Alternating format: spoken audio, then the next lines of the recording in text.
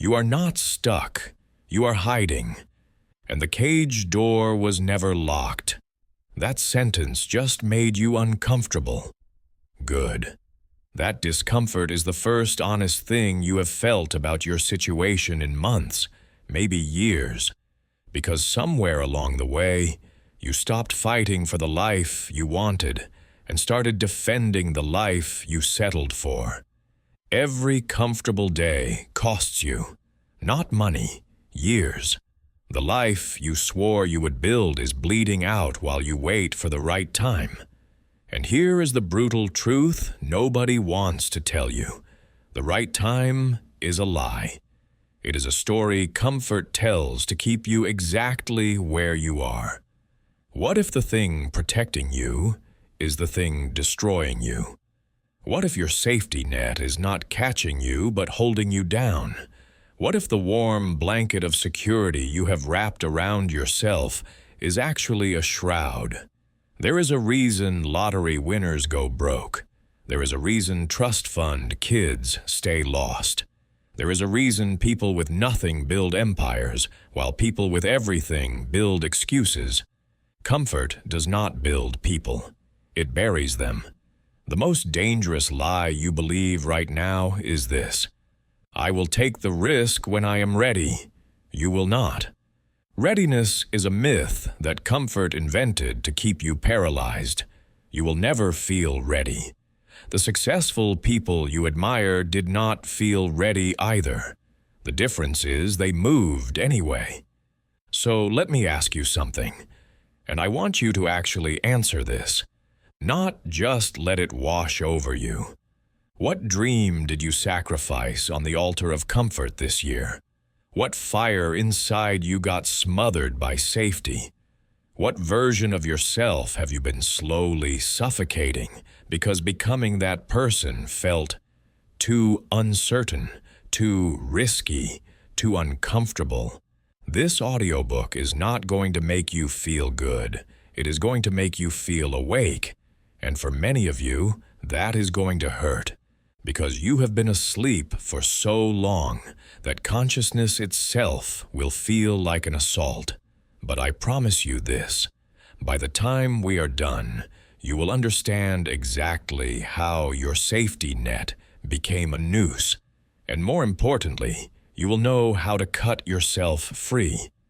Let us begin with what I call comfortable death.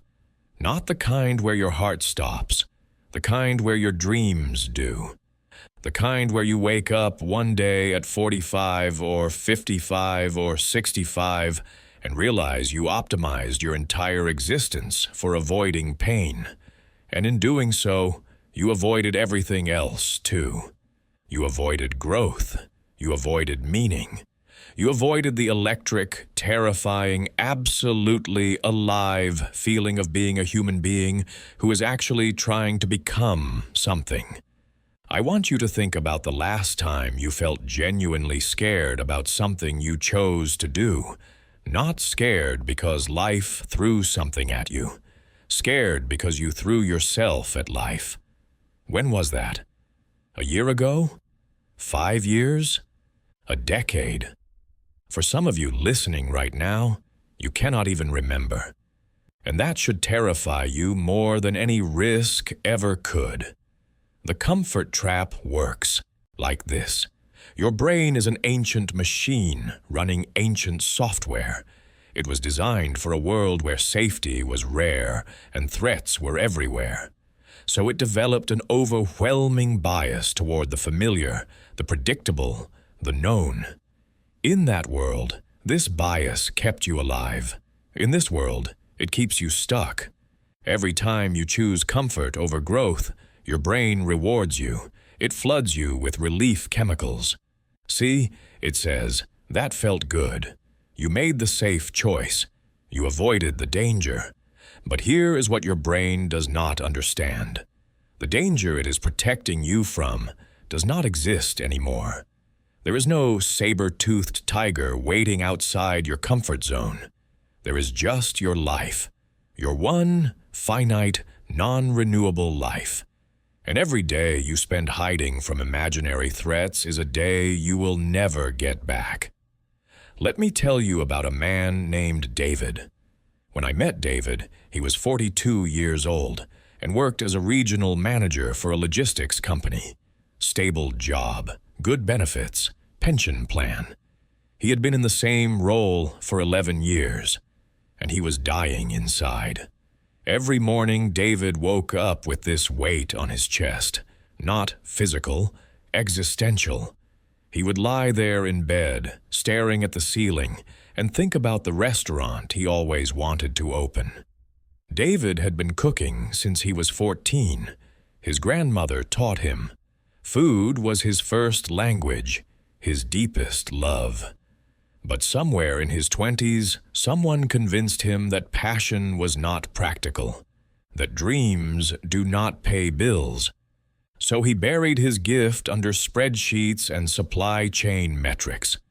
When I asked David to describe what happened in his 20s, his eyes went distant. He said it was not one conversation. It was 1,000 small conversations. His father asking what his backup plan was. His college advisor suggesting he major in something practical. His first girlfriend wondering how they would afford a house if he worked in restaurants. A series of reasonable concerns that, taken together, amounted to a verdict. Your dream is not safe. Choose something else. And so he did. David took a job in logistics because someone was hiring, and the pay was decent, and it seemed like what adults do. He told himself it was temporary, just until he saved enough, just until he had more experience, just until the time was right. That was 20 years ago. I need you to really hear what David said to me when we first talked.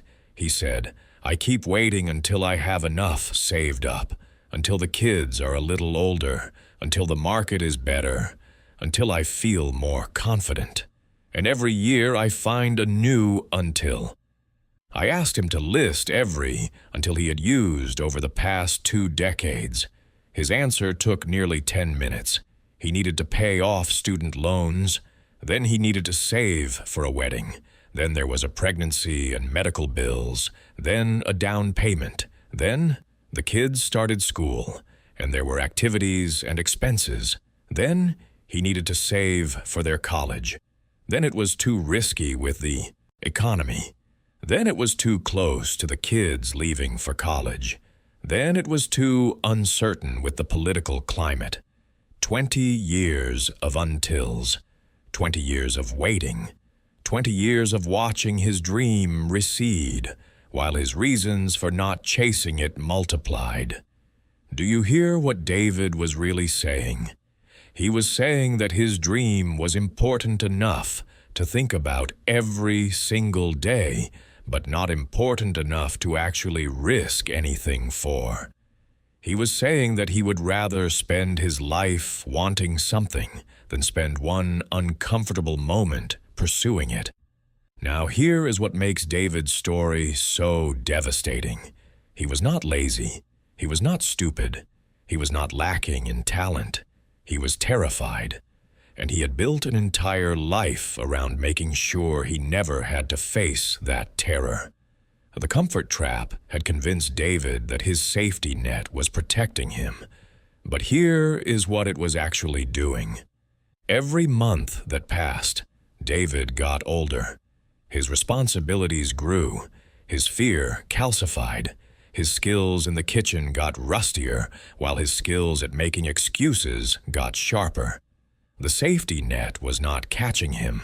It was slowly strangling him. When we did the math together, it broke him. If David had opened a small food cart when he first had the idea at 26 years old, he would have had 16 years of learning, failing, adjusting, and growing. Even if every single thing went wrong, even if the cart failed completely, he would have had 16 years of real-world education in the business he loved. Instead, he had 16 years of regret and a pension plan. What is your version of David's restaurant? What is the thing you think about late at night when you cannot sleep? What is the calling you have been burying under practicality and fear and the endless parade of untils? Most people never answer that question honestly. They keep it vague. They tell themselves they want more, but never define what more actually means. Because the moment you get specific, the moment you admit exactly what you want, you create accountability.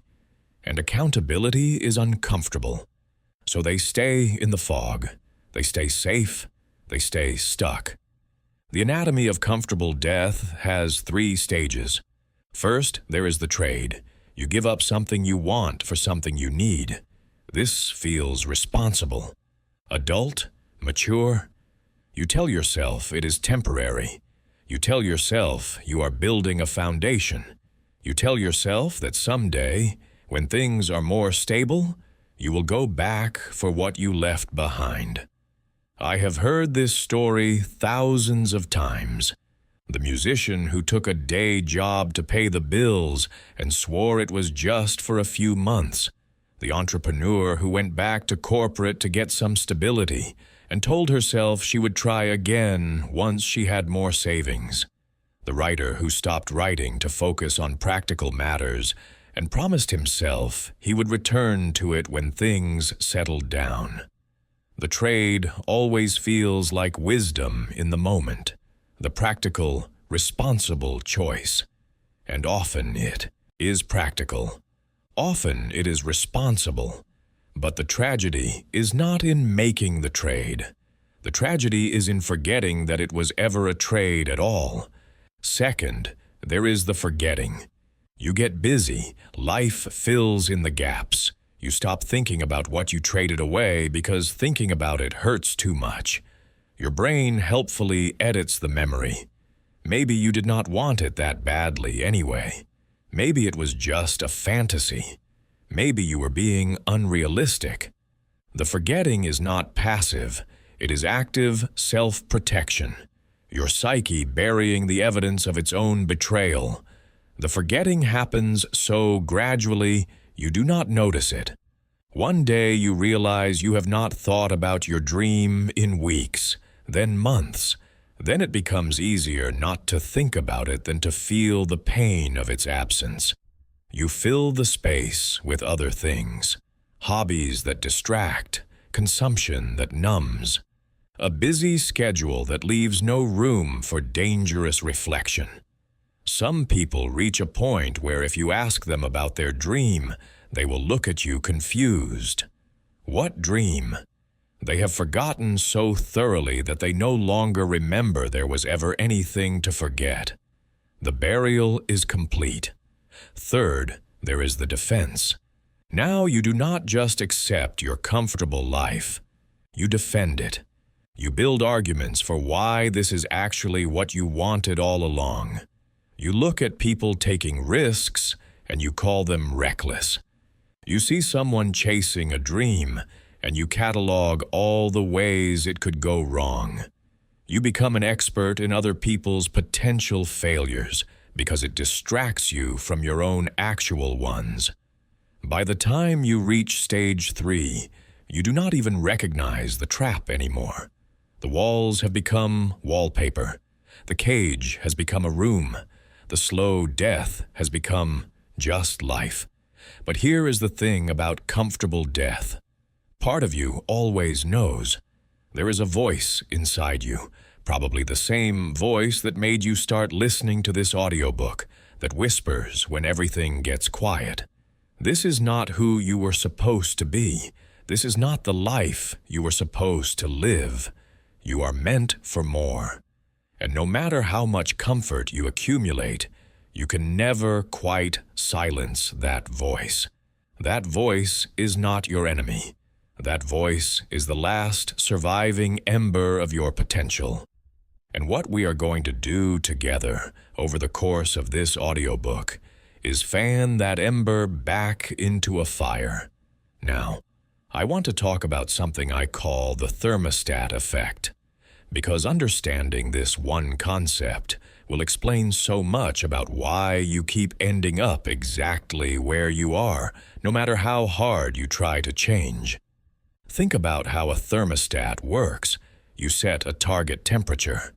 When the room gets too cold, the heat kicks on. When it gets too warm, the cooling starts.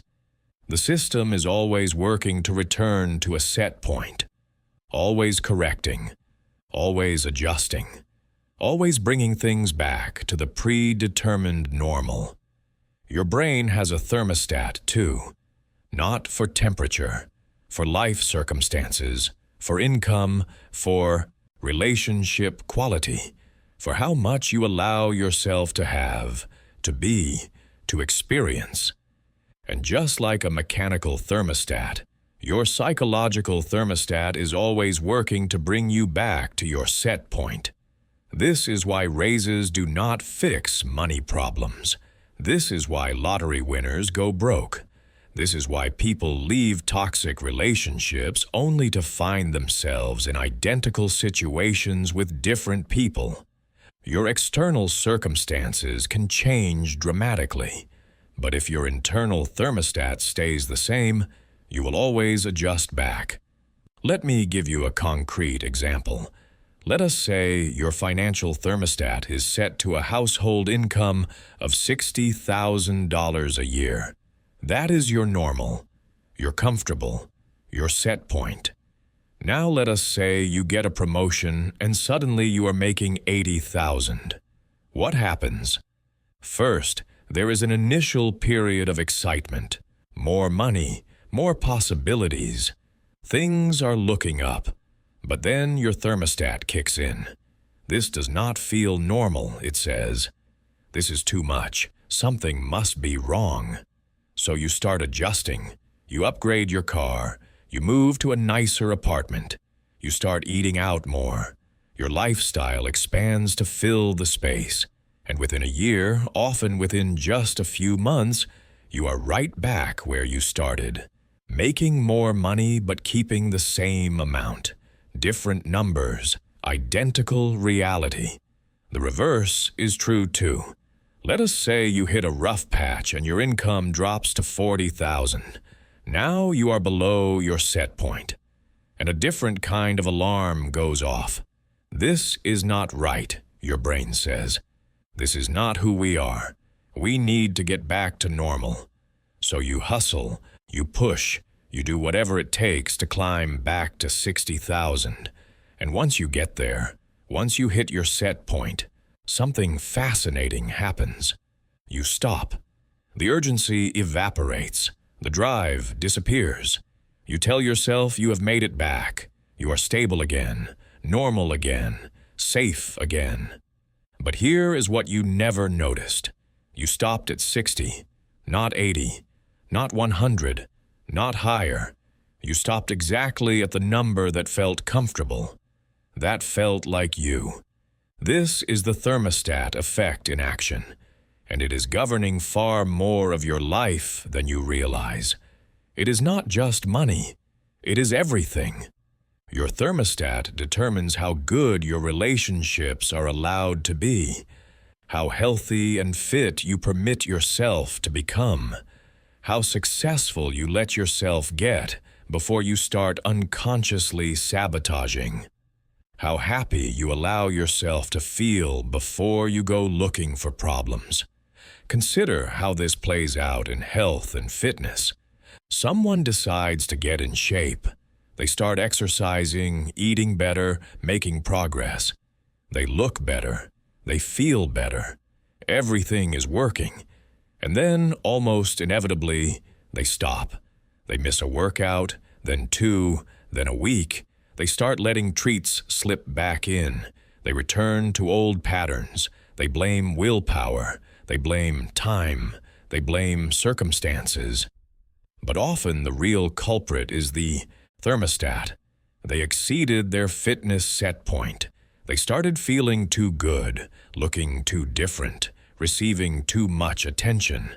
And their unconscious stepped in to correct the discrepancy, to bring them back to the familiar, comfortable, known level of fitness that feels like them.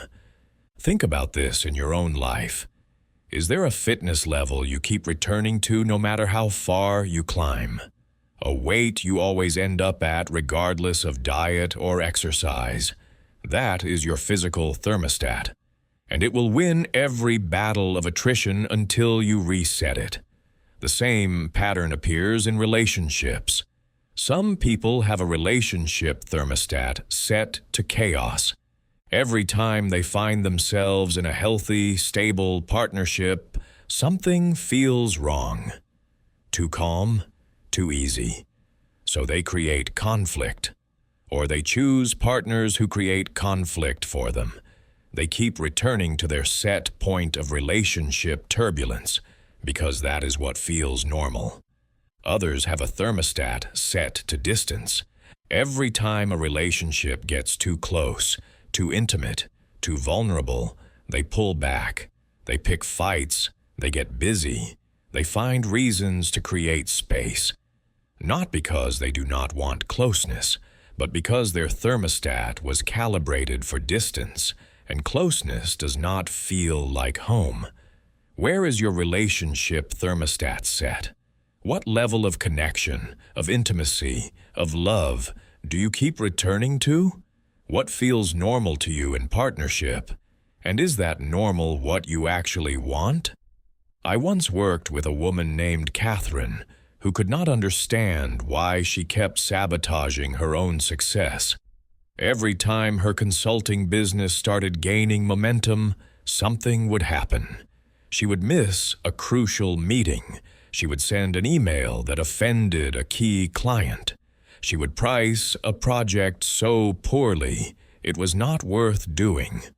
She thought she was unlucky. She thought the universe was against her. But when we dug into her history, a pattern emerged. Catherine grew up in a household where money was always tight. Her parents fought about bills constantly. Her mother used to say things like, "People like us do not get ahead, and money changes people, never for the better." Do you see what happened? Catherine's thermostat was set in childhood. It was calibrated to scarcity, to struggle, to just getting by. And every time her adult success started exceeding her childhood programming, her unconscious would step in to correct the discrepancy. She was not unlucky. She was loyal. Loyal to an identity that no longer served her. Loyal to a set point that was keeping her poor. What is your set point? Where is your thermostat calibrated? Think about the patterns in your life. Think about the ceilings you keep hitting, the walls you keep running into, the level you keep returning to no matter how far you climb or fall. That is your thermostat talking. That is your comfort trap maintaining itself. The brutal truth is this: you will never sustainably outperform your set point through willpower alone. You can push temporarily. You can force yourself up or catch yourself on the way down. But eventually, you will return to your programming. The thermostat always wins in a war of attrition. So what do? You reset the thermostat. And that is what the rest of this audiobook is about. Not just motivating you to try harder. Motivation fades, not just giving you tactics to do more. Tactics fail against psychology. We are going to rewire the underlying system. We are going to upgrade your internal programming. We are going to make a bigger life feel like home. But first, we need to dismantle another lie your comfort trap has been telling you. The myth of the perfect moment. You know this lie intimately. You have been telling it to yourself for years. I will start that business when I have more savings. I will have that difficult conversation when the time is right. I will chase that dream when things calm down. I will become who I want to be when I feel ready. Ready. That word has probably cost you more than any other single word in the English language, Because ready is not a destination. Ready is a mirage. It is a horizon that keeps receding. Every time you take a step toward it, it takes a step back. You will spend your entire life chasing ready if you let yourself. The people who build extraordinary lives understand something that the comfortable never grasp. Readiness is not a prerequisite for action. It is a byproduct of action. You do not get ready and then do. You do, and that makes you ready. Think about learning to swim. Did you become ready to swim before you got in the water? No. You got in the water flailing and terrified and completely unready. And then, through the act of doing the thing you were not ready for, you became someone who could swim. This is how all growth works. First the leap, then the net. First the commitment, then the capability. First the terror, then the transformation. But comfort tells a different story. Comfort says wait. Comfort says prepare. Comfort says make sure you have everything figured out before you risk anything. And this sounds so reasonable, so responsible, so smart, which is exactly why it is so dangerous. I want to tell you about two people I encountered in the same year. One had every advantage. One had nothing. Their stories will show you exactly how the myth of the perfect moment operates. Marcus came from money, good schools, family connections, trust fund waiting for him at 30. He had an idea for a tech company, something in the renewable energy space. Smart concept, real potential, and he had all the resources in the world to make it happen. But Marcus wanted to be ready. He spent a year researching the market, then another year refining his business plan. Then he decided he needed an MBA to really understand the landscape. 3 more years. Then he wanted some corporate experience to build credibility. 5 more years in consulting. Then he thought maybe he should wait until the political climate was more favorable for green energy. When I met Marcus, he was 41 years old. His idea, the one he had been preparing to launch for 17 years, had been executed by 3 different companies. One of them had gone public, another had been acquired for $800 million. Marcus was still preparing, still getting ready, still waiting for perfect conditions that would never come. Now contrast Marcus with Rosa. Rosa grew up in a situation that would make most people crumble. Single mother. Below the poverty line. No connections, no safety net, no trust fund waiting. What she had was an idea for a cleaning service that specialized in post-construction cleanup. Not glamorous, not revolutionary. Just a real business solving a real problem. Rosa was not ready. She did not have business training or startup capital or industry expertise. She had a mop, a bucket, and a willingness to figure it out as she went. She started by underbidding every job just to get experience. She learned what she did not know by doing it wrong and then doing it better. She built systems through trial and error. She hired her first employee before she could really afford one because growth demanded it. When I met Rosa, she had been in business for 8 years. She employed 34 people. She had contracts with some of the biggest construction firms in her region. She still did not feel ready. She still felt like she was figuring it out every day. But she had figured it out while doing the work, not instead of it. Here is what separates Marcus and Rosa.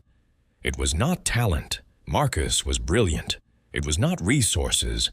Marcus had infinitely more than Rosa. It was not even luck. Rosa had nothing but bad luck until she made her own. What separated them was their relationship with readiness. Marcus believed readiness was something to achieve before action. Rosa understood readiness was something to develop through action.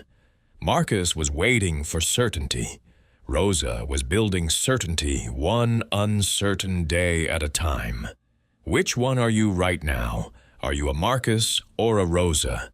Are you preparing to live or actually living? Are you getting ready or getting busy? And before you answer, let me tell you what the Marcus approach really costs. It does not feel like it costs anything. That is its genius.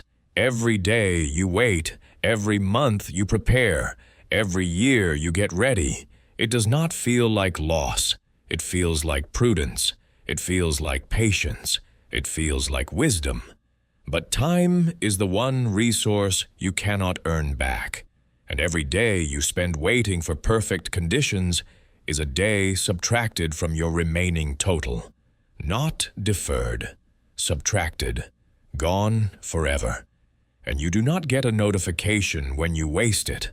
There is no alarm that sounds when you have spent another day optimizing for safety instead of growth.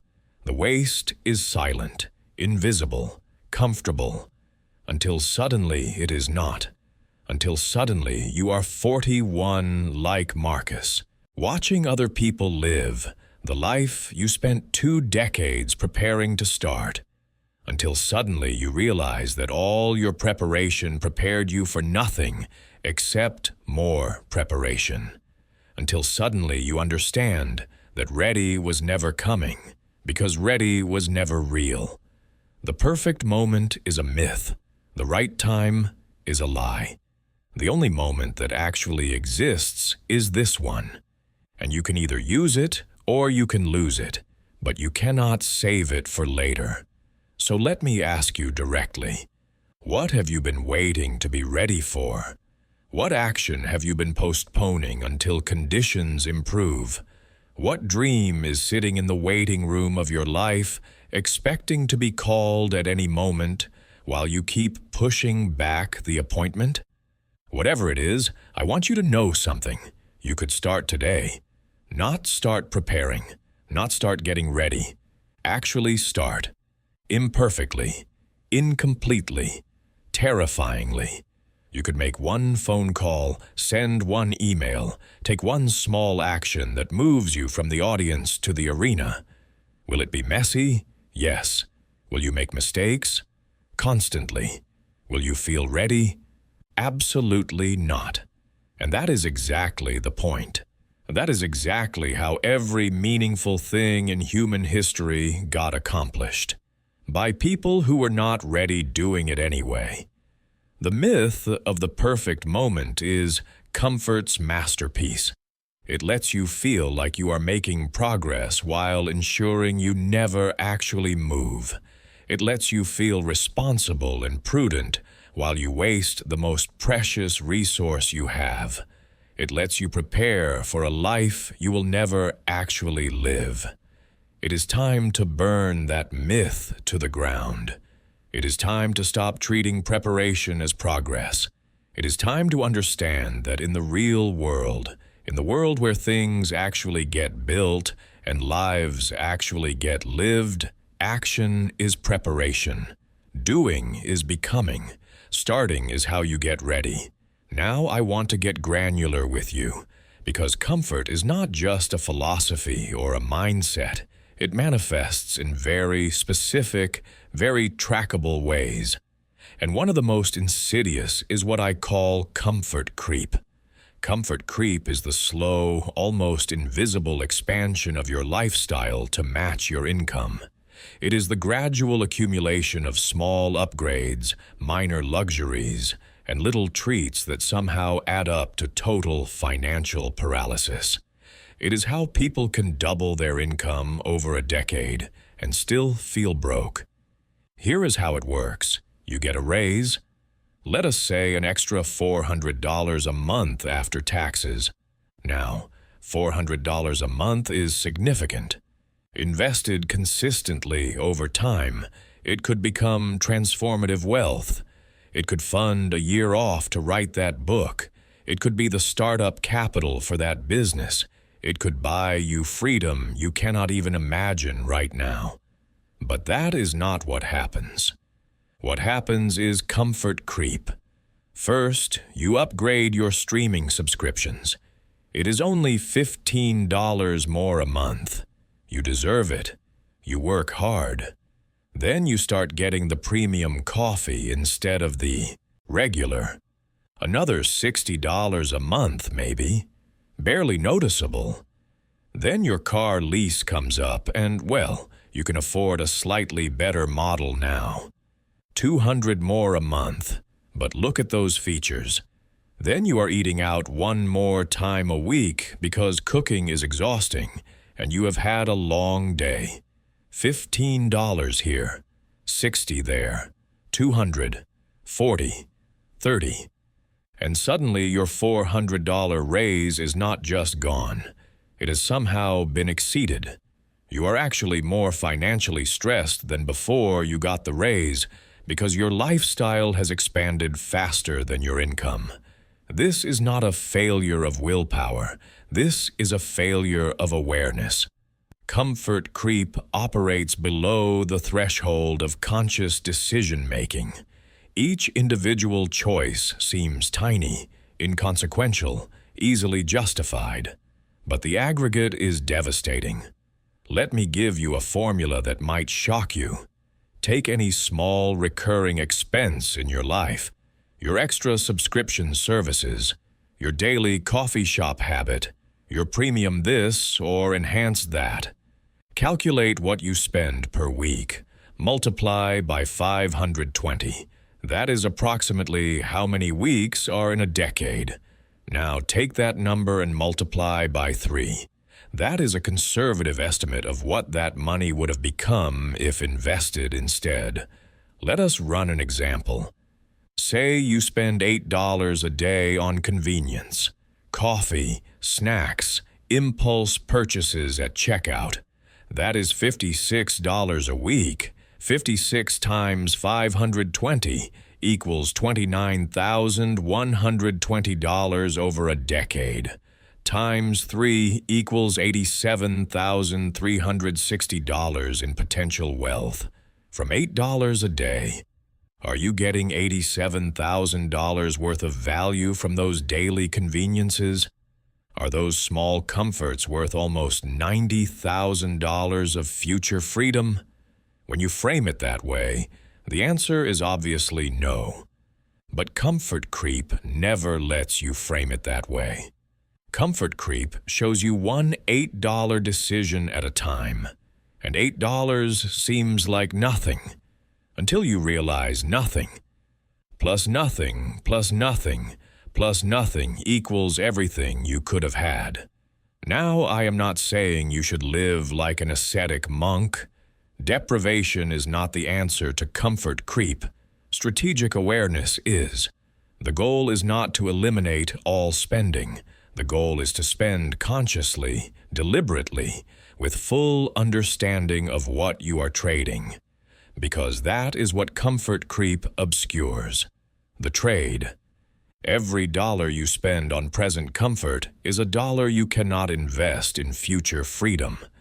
Every lifestyle upgrade makes the next one easier and more expected. Every time you expand to fill your income, you reset your baseline higher, making it harder to save, harder to invest, harder to take risks. The comfort trap loves comfort creep. They are co-conspirators. The trap keeps you psychologically attached to safety. The creep keeps you financially unable to leave. Together, they create a perfect prison. Golden handcuffs made one small purchase at a time. I worked with a couple once, Michael and Jennifer, who were the perfect illustration of this principle.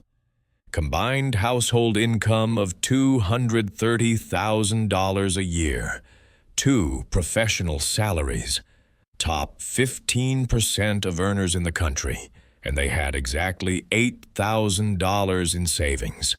$8,000. After taxes and expenses, a household making $230,000 should be able to save at least 30 or 40,000 a year without even feeling it. But Michael and Jennifer could not understand where the money went. They did not feel like they were living extravagantly. They drove nice but not luxury cars. They lived in a good but not great neighborhood. They took vacations but nothing crazy. When they came to me, Michael was visibly frustrated. "We do not even buy expensive things," he said. "We are not frivolous.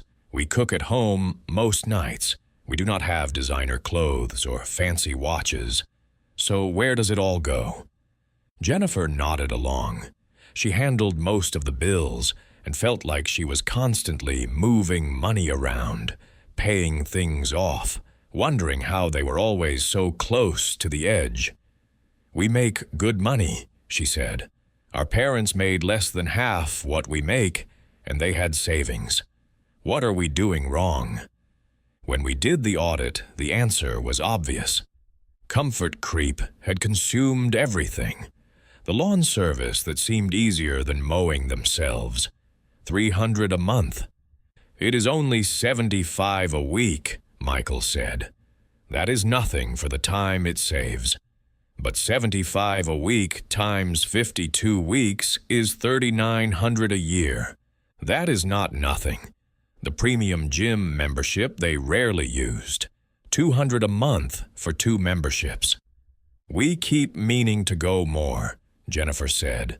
"But even when we do not go, it feels good knowing we could.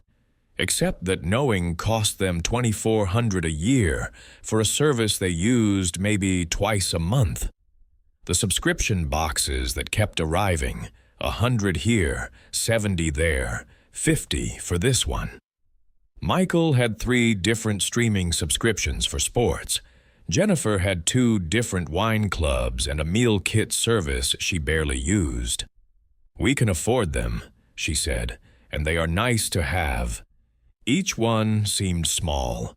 Together they were over $700 a month. The slightly more expensive grocery store because the parking was better. The annual upgrades to phones they did not need. The extra streaming services they barely watched. The impulse Amazon purchases that seemed small but averaged $400 a month. None of these individual choices seemed significant. But together they represented nearly $4,000 a month in comfort creep. $48,000 a year, almost $500,000 per decade. Gone. Not to anything memorable. Not to anything that improved their lives in meaningful ways.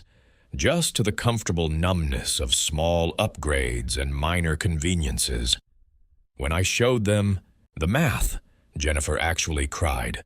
Not because of the money, though that was painful. Because of what the money represented. Time, freedom, options. All the possibilities they had been unconsciously trading away. One small comfort at a time. Here is what I want you to understand. Your version of Michael and Jennifer is already happening. Right now. Today.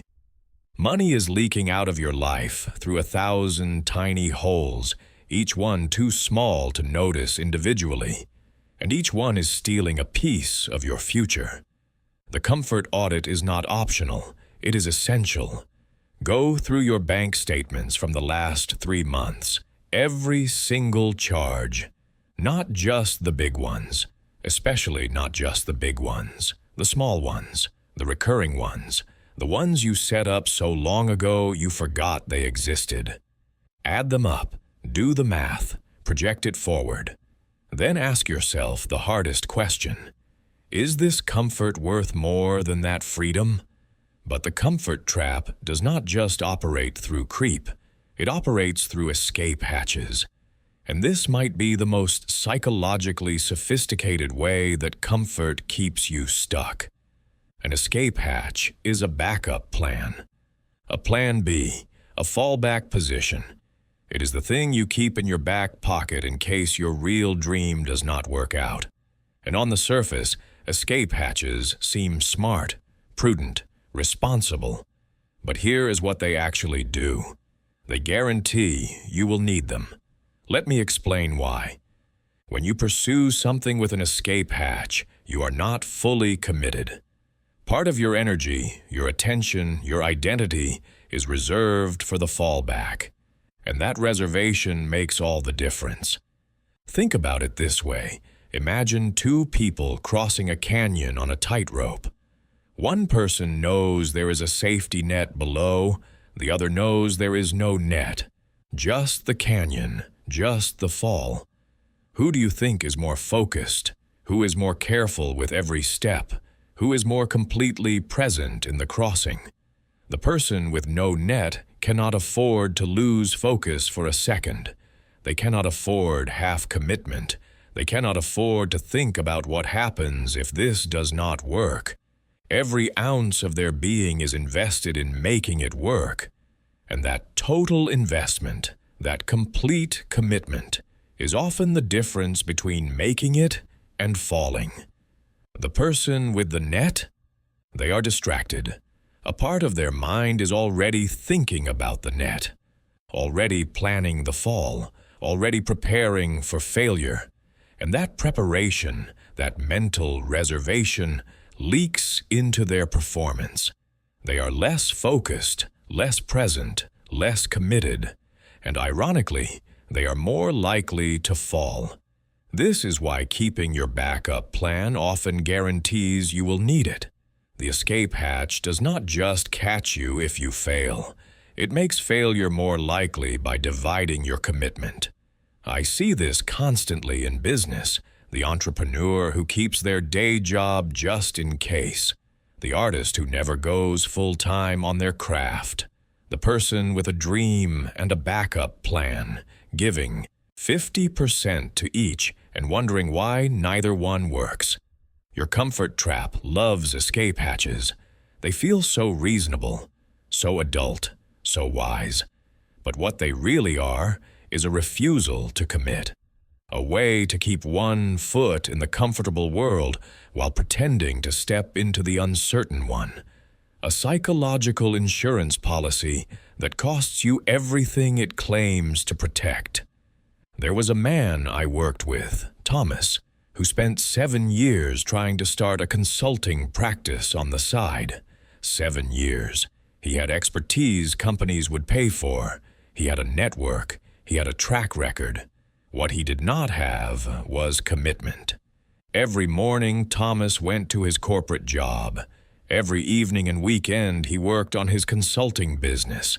And every time he had to choose between the certain income of his job and the uncertain potential of his dream, he chose certain.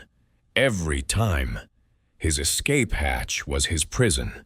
The job that was supposed to be temporary, just until the consulting takes off, had become permanent. Because it never took off. It could not take off. Thomas was building a plane while refusing to leave the ground. When I asked Thomas what would happen if he quit his job and went all in on consulting, his answer was revealing. He said, "What if it does not work? What if I cannot get clients? What if I run out of money? What if I fail?" Do you hear what is underneath those questions? Fear. Pure, unfiltered fear. The escape hatch was not about prudent planning. It was about fear management. Thomas kept the job so he would never have to actually face the possibility of failure. So he could always say it might have worked, I just never really tried. When Thomas and I dug deeper into his fears, the conversation went like this. I asked him to describe the worst-case scenario in detail. He said he would quit his job, fail to get clients, burn through his savings, and end up having to get another corporate job, probably at lower pay, with a gap on his resume and a failed business to explain. Then I asked him how long he could survive without income. He did the math. With his savings and his wife's income, he could go 18 months without earning $1. I asked him how long it would realistically take to know if the consulting business could work. He thought about it and said, probably 6 months, maybe less. If he could not get any clients in 6 months, that would be a pretty clear signal. So here was the actual risk profile, I pointed out. He had 18 months of runway. He needed 6 months to test. That left 12 months of cushion, 12 months to find a job if everything went wrong. And Thomas was good at his work. He had a strong network. Finding a job, even after a failed venture, was not going to take 12 months. When we laid it out that way, Thomas went quiet. His entire fear structure was built on a catastrophe scenario that was essentially impossible. The escape hatch was not protecting him from any real danger. It was protecting him from a ghost. But here is the thing about Thomas that made his case particularly tragic. He knew this. At some level, he had always known. The escape hatch was not about actual risk assessment. It was about permission to stay scared. As long as he could point to the worst-case scenario, as long as he could invoke what if it does not work, he had a socially acceptable reason to stay stuck. And that is what escape hatches really protect us from. Not failure. We tell ourselves that. But what they actually protect us from is having to find out, having to truly test ourselves against our dreams, having to confront whether we are actually capable of becoming who we imagine we could be. As long as you have an escape hatch, you never have to know.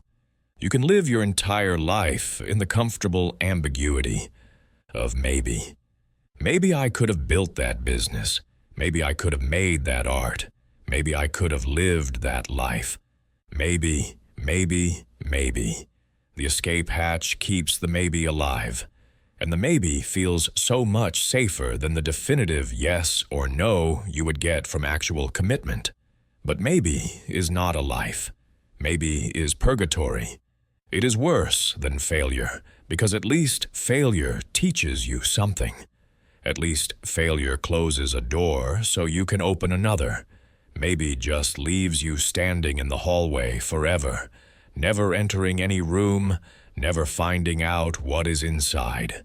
Here is the truth Thomas eventually learned, though it took him longer than it should have. The escape hatch was not protecting him from failure. It was guaranteeing failure.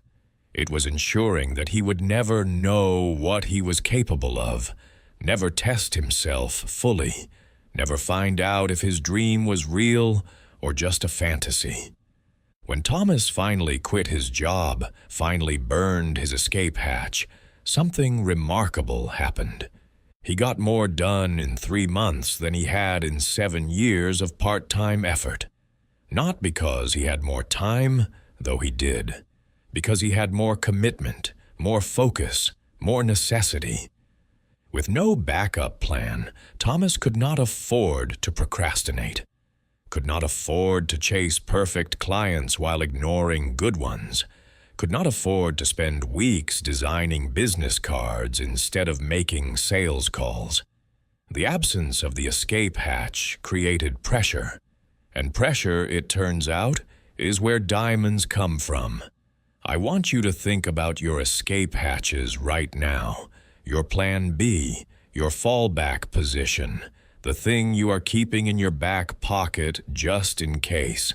And I want you to ask yourself an honest question. Is this backup plan helping me pursue my dream, or is it helping me avoid it? For most people, the answer is painful.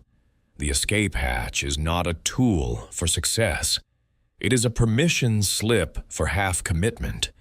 It is a way to tell yourself, you are trying without ever actually being all in. It is comfort disguised as wisdom. Burning your escape hatch is terrifying. I will not pretend otherwise. There is something primal about cutting off your retreat. Your brain will scream at you. Every survival instinct you have will activate. You will think of 100 reasons why this is reckless, irresponsible, foolish. But here is what I know. On the other side of that terror is a focus you have never experienced, a commitment you have never made, a version of yourself you have never met. The person you become when there is no way back is not the same person who always kept a door open. They are more capable, more resourceful, more alive. You do not have to burn every escape hatch today, but I want you to identify them. I want you to see them clearly for what they are, and I want you to seriously consider what would happen if one of them was gone. What would you do differently if you could not fall back? How would you show up if there was no safety net? Sometimes the answer to that question is more revealing than any success strategy, because the gap between how you show up now and how you would show up fully committed is the gap the escape hatch creates. That gap is costing you everything. Now let us talk about actually rewiring your brain. Because understanding the comfort trap is one thing, escaping it is another. An escape requires new neural pathways, new patterns, new relationships with the sensations that keep you stuck. The key insight is this: discomfort is not dangerous. Your brain just thinks it is. Every time you feel the resistance, the fear, the pull back towards safety, that is not a warning signal about external danger. That is an outdated alarm system going off because you are approaching the edge of your familiar zone. Think about what actually happens when you feel uncomfortable. Your heart rate increases, your palms get sweaty, your thoughts race, your muscles tense, your brain floods with stress hormones. Every part of your body is preparing for threat. But what threat? Is there a predator about to attack? Is there a cliff you are about to fall off? Is there an enemy about to strike? No. You are thinking about sending an email, making a phone call, having a conversation, starting a project, asking for something you want. The threat is not physical. It is not even real. It is just unfamiliar. And this is the crucial reframe. Unfamiliar is not dangerous. Unfamiliar is just unfamiliar. Your brain cannot tell the difference because your brain is running software designed for physical survival in a physical world. But you can tell the difference. You are not just your brain. You are the consciousness that can observe your brain. And you can override the alarm. This does not mean suppressing the feelings. It means reinterpreting them. It means learning to feel the racing heart and sweaty palms and think, I must be doing something important instead of thinking I need to stop this immediately. It means understanding that those sensations are just energy, neither good nor bad, just available. Elite performers across every field understand this. Athletes feel the exact same sensations before competition that anxious people feel before social situations. The physical experience is identical. What differs is the interpretation. The athlete thinks this energy will help me perform. The anxious person thinks this fear means something is wrong. Same sensation, opposite meaning, completely different outcome. I want to teach you a practice that can begin rewiring this relationship. I call it the daily discomfort dose. The premise is simple. Every single day, before 9 in the morning, you do one thing that makes you uncomfortable. It does not have to be big. In fact, it should not be big, at least not at first. It just has to be real. Here are examples of daily discomfort doses. Send a message to someone you have been avoiding. Make a phone call you have been putting off. Take a cold shower. Do 30 seconds of public speaking practice out loud. Ask a stranger for something small. Write for 15 minutes about something that scares you. Tell someone a truth you have been holding back. The specific action matters less than the consistency. What you are training is not the ability to do any particular uncomfortable thing. What you are training is a new relationship with discomfort itself. You are teaching your brain that discomfort is survivable, safe, maybe even energizing. Start small. Seriously. The first week, your discomfort dose can be tiny. Embarrassingly tiny.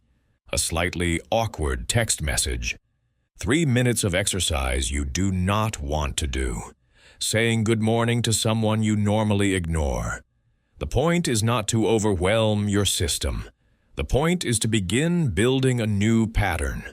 Let me walk you through what a month of daily discomfort doses might look like in practice. Week 1 is about establishing the habit. The doses are small because consistency matters more than intensity at this stage. Day 1, you send a text to someone you have been meaning to reach out to but have been avoiding. Day 2, you do 1 minute of cold water at the end of your shower. Day 3, you make eye contact and say hello to a stranger. Day 4, you ask for something you want at work, even something small. Day 5, you tell someone a genuine compliment you have been thinking but never saying. Day 6, you skip your morning comfort ritual, whatever it is, coffee scrolling, hitting snooze, and start with something productive immediately. Day 7, you have a conversation you have been putting off. Notice that none of these are dramatic. None of them would make a good movie scene. But each one requires you to override the comfortable default. Each one provides evidence that you are someone who chooses discomfort. Week 2 escalates slightly. Day 8, you work out before you feel ready for the day. Day 9, you share an opinion you usually keep to yourself. Day 10, you volunteer for something at work that stretches you. Day 11, you initiate a difficult conversation about something real. Day 12, you fast from your primary source of mental comfort, whether that is social media, news, entertainment, for the entire day. Day 13, you ask for feedback from someone whose opinion intimidates you. Day 14, you do something in public that risks minor embarrassment, singing loudly in your car, dancing in line at the store, anything that exposes you to potential judgment. By week 2, you will notice something shifting. The resistance before each dose decreases. The recovery after each dose speeds up. What felt impossible on day 1 feels merely challenging by day 14. This is the adaptation process in real time. Week 3 pushes further. Now you are asking for raises, reaching out to intimidating contacts, having vulnerable conversations you have avoided for years. Now you are speaking up in meetings, setting boundaries with people who drain you, saying no to obligations that do not serve you. The specific doses depend on your life, but the intensity continues to escalate. By week 4, you are doing things the week 1 version of you would have considered impossible. And here is the remarkable part. You do not feel like a fundamentally different person. You feel like the same person who is simply doing different things. The identity shift happens so gradually that it seems natural in retrospect. As the pattern strengthens, you will notice something fascinating. The threshold shifts. Things that seemed terrifying at first start feeling manageable. Things that felt impossible start feeling merely difficult. Your comfort zone does not just stay the same while you learn to tolerate being outside it. Your comfort zone actually expands. What was once outside becomes inside. What was once foreign becomes familiar. This is neuroplasticity in action. Your brain is not fixed. The patterns that keep you stuck are not permanent. Every time you voluntarily face discomfort and survive, you are literally rewiring the circuits. You are building new pathways. You are upgrading the software. The daily discomfort dose is not just about building tolerance. It is about building identity. Because here is the deep truth. Your sense of who you are is largely defined by what you do consistently. If you consistently avoid discomfort, you become someone who avoids discomfort. That identity then shapes all your future choices. You see opportunities through the lens of someone who avoids, and you avoid them. But if you consistently seek out small discomforts, you become someone who faces discomfort. That identity changes everything.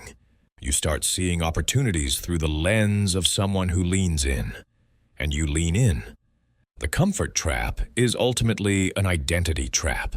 It is not just about individual choices. It is about who you believe yourself to be. And changing who you believe yourself to be requires evidence. Consistent, daily evidence that you are someone new. The daily discomfort dose provides that evidence. Every morning you survive something uncomfortable is a data point. Every time the alarm goes off and you do not die is proof.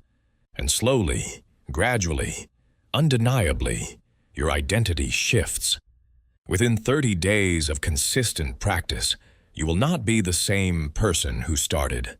I guarantee this, not because of any magical transformation, but because 30 pieces of evidence is enough to start changing the narrative. 30 small victories against the comfort trap is enough to show you that you are capable of more than you believed. Now I want to take this further, because surviving discomfort is good. But what if you could learn to leverage it? What if discomfort became not just something to tolerate, but something to strategically use?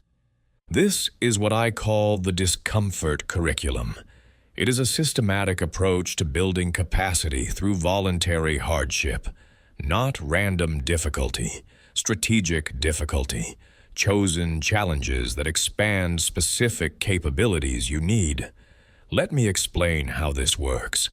First, identify an area of your life where growth is blocked by comfort.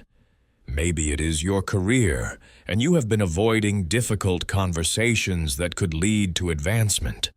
Maybe it is your health, and you have been choosing easy workouts that do not challenge you. Maybe it is your relationships, and you have been hiding from vulnerability that could deepen connection. Once you have identified the area, you design a challenge ladder.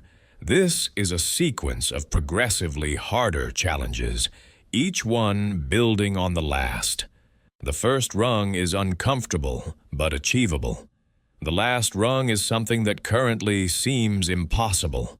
The rungs in between create a gradual progression from here to there. Here is an example. Let us say your growth area is networking and professional connection. Your challenge ladder might look like this. Week 1. Send 3 LinkedIn messages to people in your industry you do not know. Week 2. Comment thoughtfully on 5 posts from industry leaders. Week 3. Ask 2 people for 15-minute informational calls. Week 4. Attend 1 networking event and introduce yourself to 3 strangers. Week 5. Ask someone you admire to be a mentor. Week 6. Offer to speak at an industry meetup. Week 7. Write and publish an article sharing your expertise. Week 8. Reach out to someone impossibly successful and ask for advice. See how each rung is harder than the last. See how completing earlier rungs builds the capability and confidence for later ones. This is not random exposure. This is strategic capacity building. You are not just getting used to discomfort.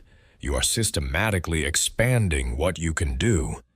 The discomfort curriculum is powerful because it combines several psychological principles. First, progressive overload. Just like muscles grow stronger when challenged slightly beyond current capacity, psychological capabilities grow when stretched slightly beyond current comfort. Second, momentum. Each completed challenge creates motivation for the next one. Success breeds success. Third, identity evidence. Each rung climbed provides more data that you are someone who faces difficulty and wins. The key word in progressive overload is progressive. You are not trying to jump from rung 1 to rung 10. You are not trying to become a completely different person overnight. That approach fails almost universally because it triggers too much resistance. The identity fights back, the psychology rebels, and you end up worse than where you started, with another failure added to your story.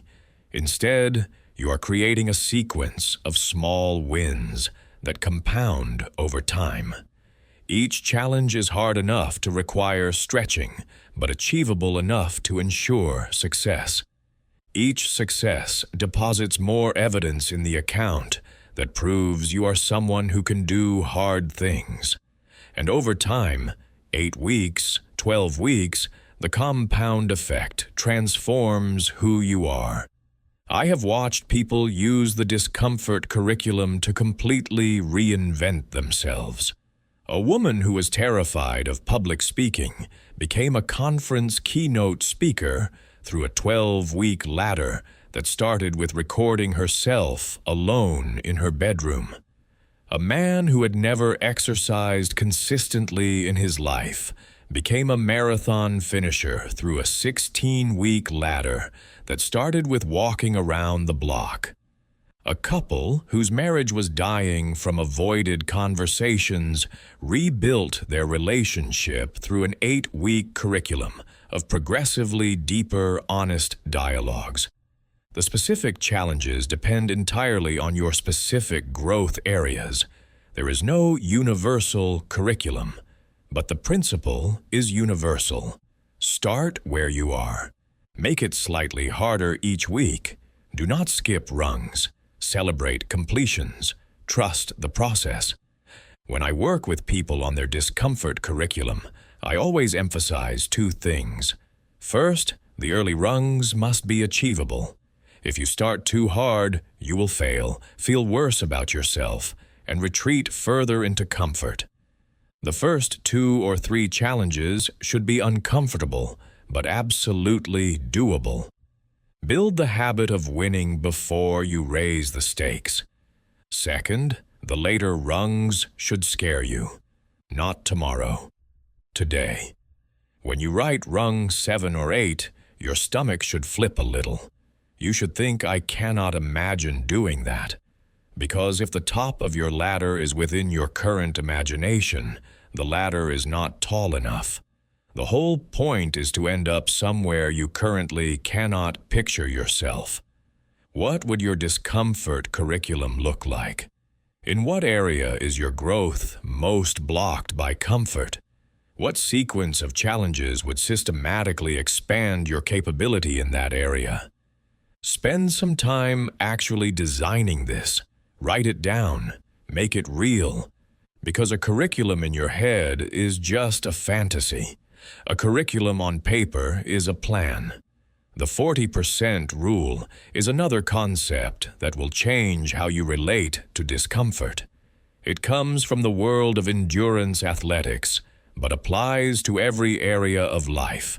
The rule says this: when your mind tells you that you are done, that you cannot go any further, that you have hit your limit, you are actually only at about 40% of your true capacity. Let that sink in. When every fiber of your being screams stop, you are not even halfway to your actual limit. Your brain gives up long before your body has to. Your psychology quits long before your capability runs out. This is not metaphor. This is measurable. Studies of endurance performance consistently show that mental fatigue outpaces physical fatigue by a dramatic margin. People who believe they cannot go further demonstrate on objective measures that they have significant remaining capacity. Consider what this means for your life.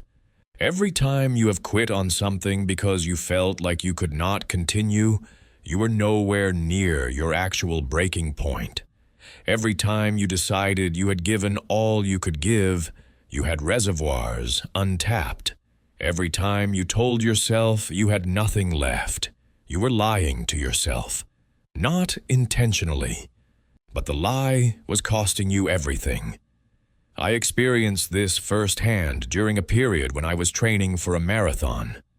About 18 miles into a 20-mile training run, I hit the wall. My legs felt like concrete. My lungs burned. Every step was agony. My mind was screaming at me to stop. "This is enough," it said. "You proved your point. Walk the rest."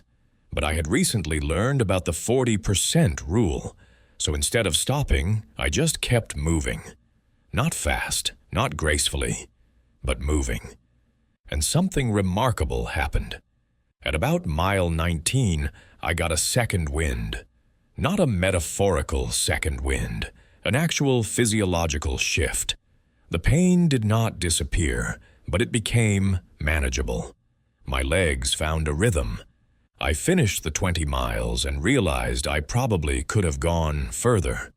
The quit signal at mile 18 was not information about my actual capacity. It was my brain's conservative estimate, padded with safety margins, trying to protect me from effort I could have handled. Why does this happen? Because your brain is conservative. It is trying to protect you. It wants to maintain reserves, to not push too close to true limits, to keep something in the tank for emergencies. This was adaptive when emergencies were common, when you needed sudden burst capacity to escape predators or fight enemies.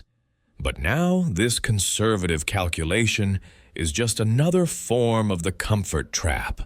Your brain is protecting you from efforts you could safely make, stopping you from achievements you could actually accomplish, lying to you about what is possible.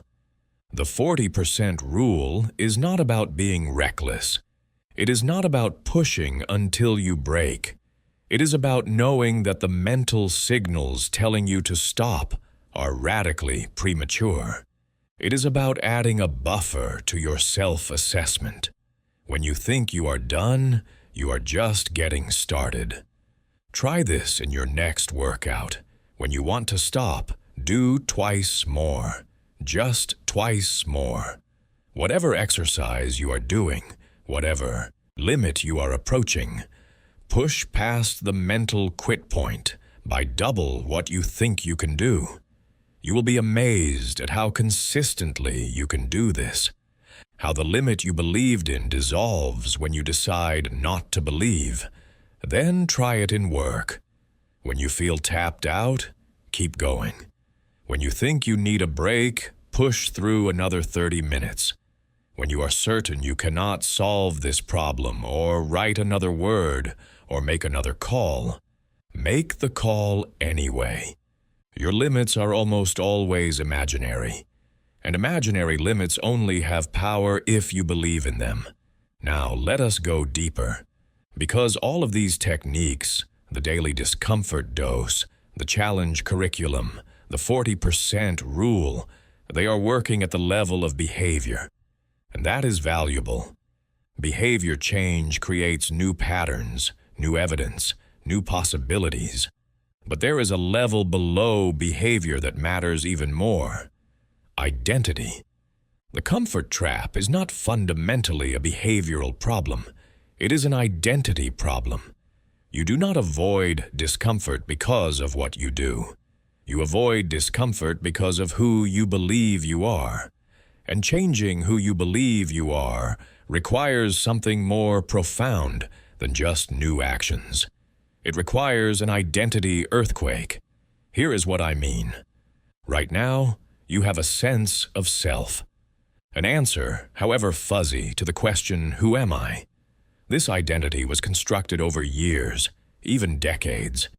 It is made of memories, beliefs, stories, patterns, and self-assessments. Most of it was assembled without your conscious participation. Your family told you who you were. Your early experiences told you who you were. Your culture, your peers, your failures and successes all contributed to this identity. And here is the brutal truth. Your current identity might need to die. Not all of it, but parts of it. The parts that are keeping you comfortable. The parts that tell you who you cannot be, what you cannot do, how much you cannot have. The parts that were appropriate for the person you were, but are strangling the person you are becoming. Growth requires identity death. There is no way around this. To become someone new, the old someone has to go. The version of you that is comfortable has to die, so the version of you that is capable can be born. And death, even symbolic death, is terrifying.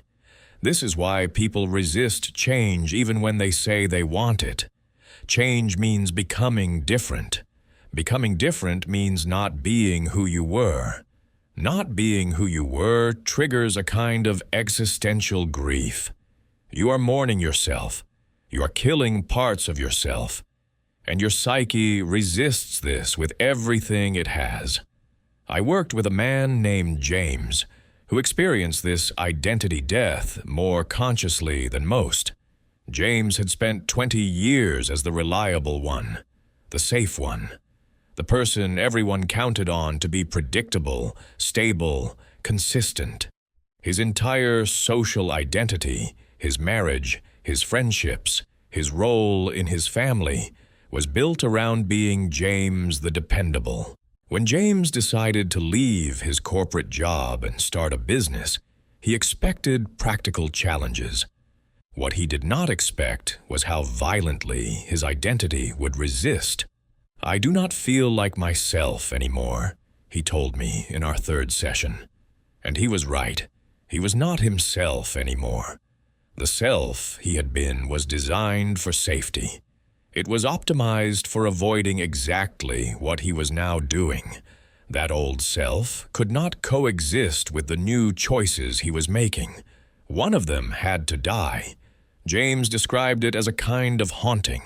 He would make decisions that the new him needed to make, assertive, risky, uncomfortable decisions. And then he would lie awake at night with this voice saying, "Who do you think you are? Who are you to take this risk?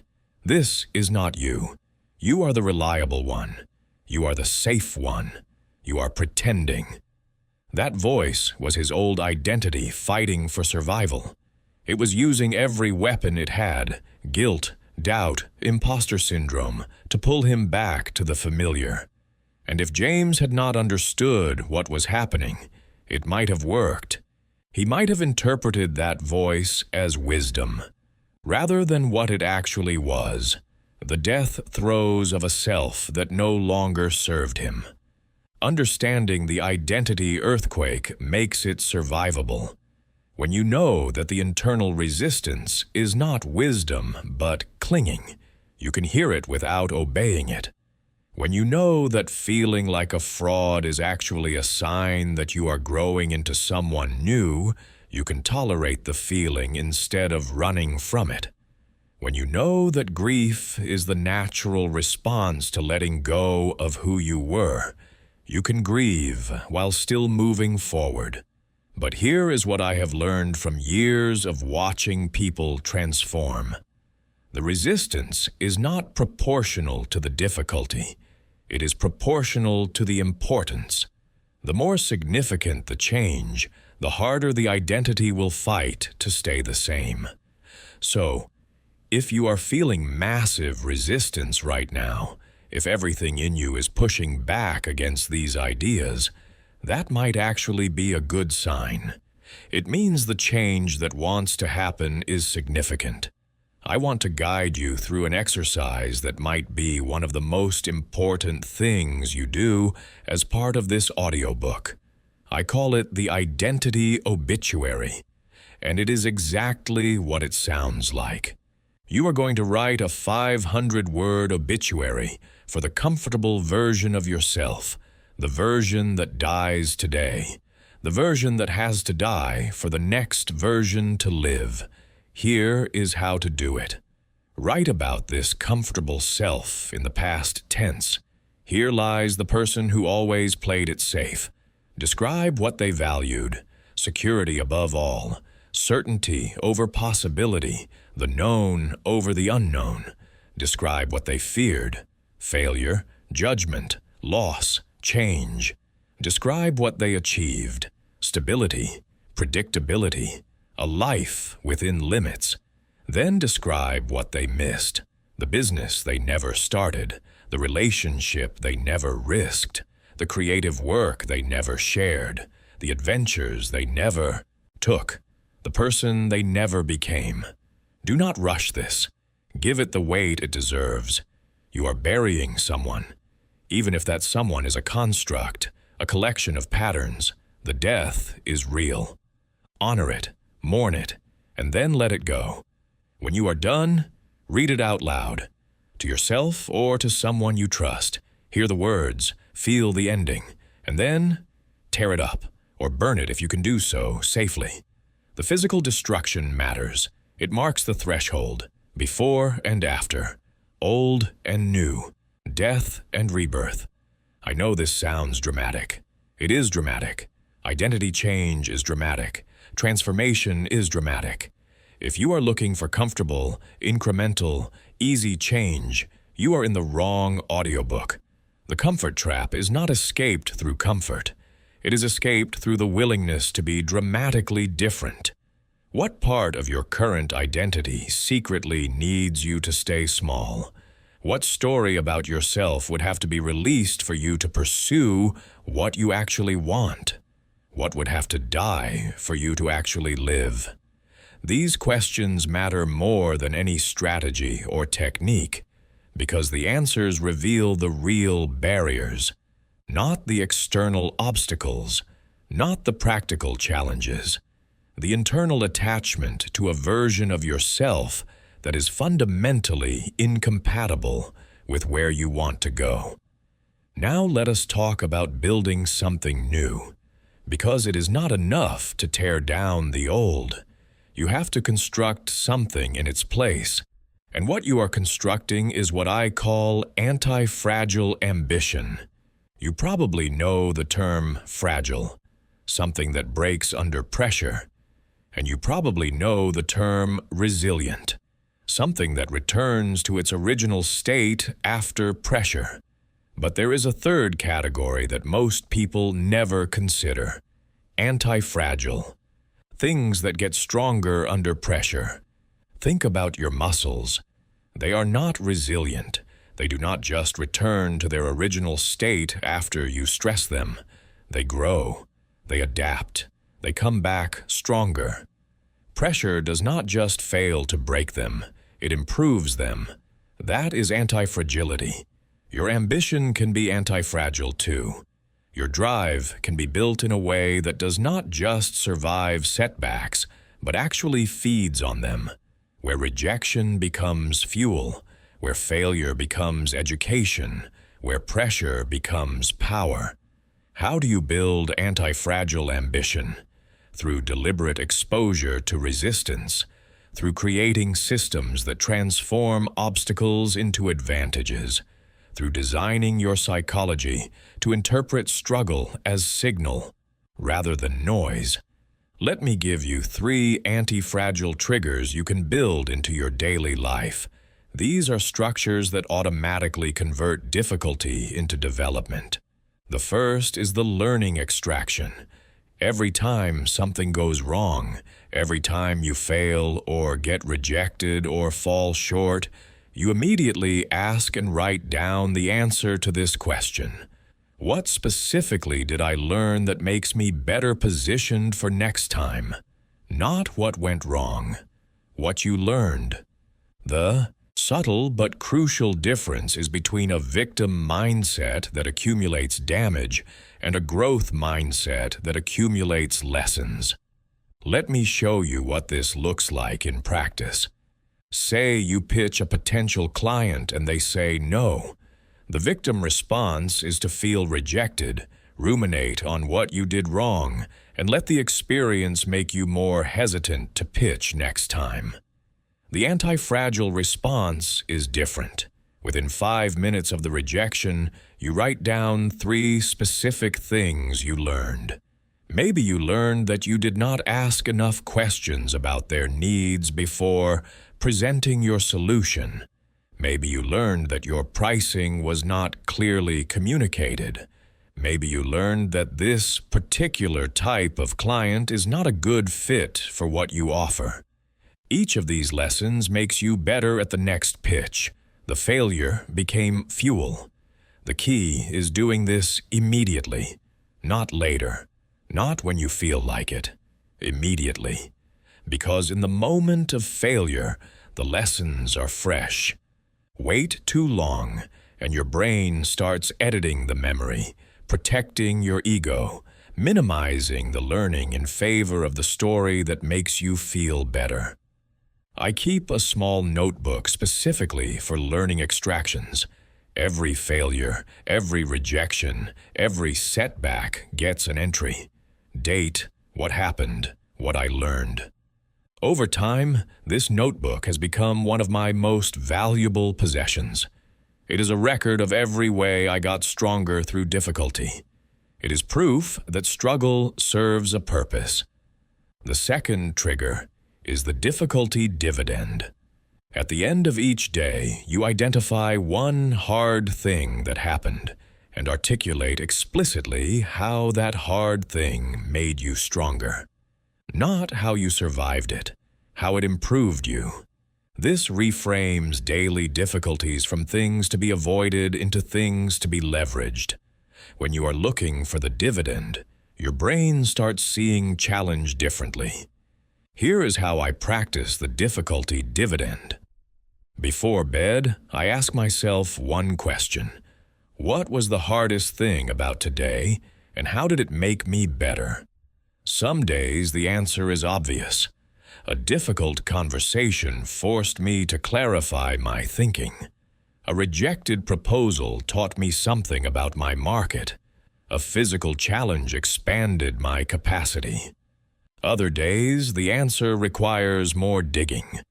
Maybe the hardest thing was resisting the urge to procrastinate. The dividend is that my discipline muscle got a little stronger. Maybe the hardest thing was staying patient in a frustrating meeting. The dividend is that my emotional regulation improved.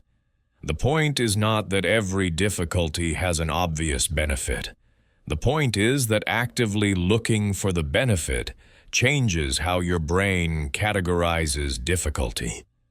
Over time, this practice creates a fundamental shift in your relationship with hard things.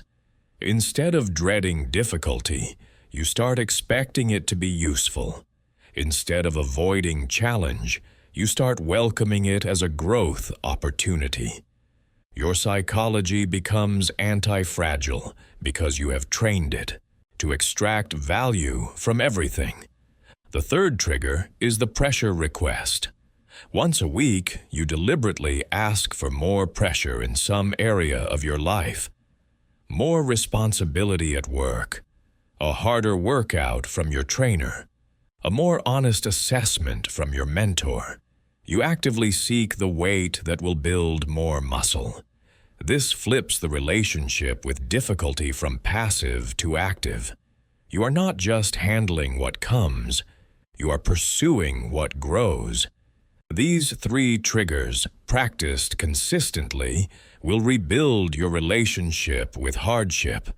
They will transform you from someone who breaks or bends under pressure into someone who feeds on it. They will make your ambition anti-fragile. I want to tell you about a woman named Sarah who discovered anti-fragility in the worst possible circumstances. Sarah was a financial advisor who had spent 15 years building a client base. She was comfortable, successful by conventional measures, and completely terrified of losing it. Then she lost it. A combination of market conditions, a key partner leaving, and some unfortunate timing collapsed her practice. In 18 months, she went from $600,000 in annual revenue to almost nothing. Most people would have been destroyed. And for a while, Sarah was. She spent months in depression, in self-blame, in the kind of existential crisis that makes you question everything. But then something shifted. Sarah started looking at her collapse differently. Instead of asking, "Why did this happen to me?"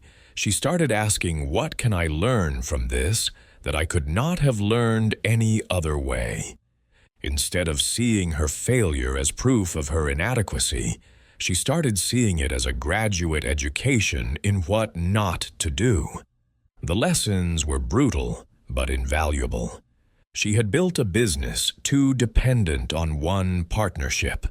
She had ignored warning signs because they were inconvenient. She had confused revenue with stability. She had never stress-tested her model against adversity because she was too comfortable to even imagine adversity. When Sarah rebuilt, she rebuilt differently. She diversified her partnerships so no single relationship could sink her.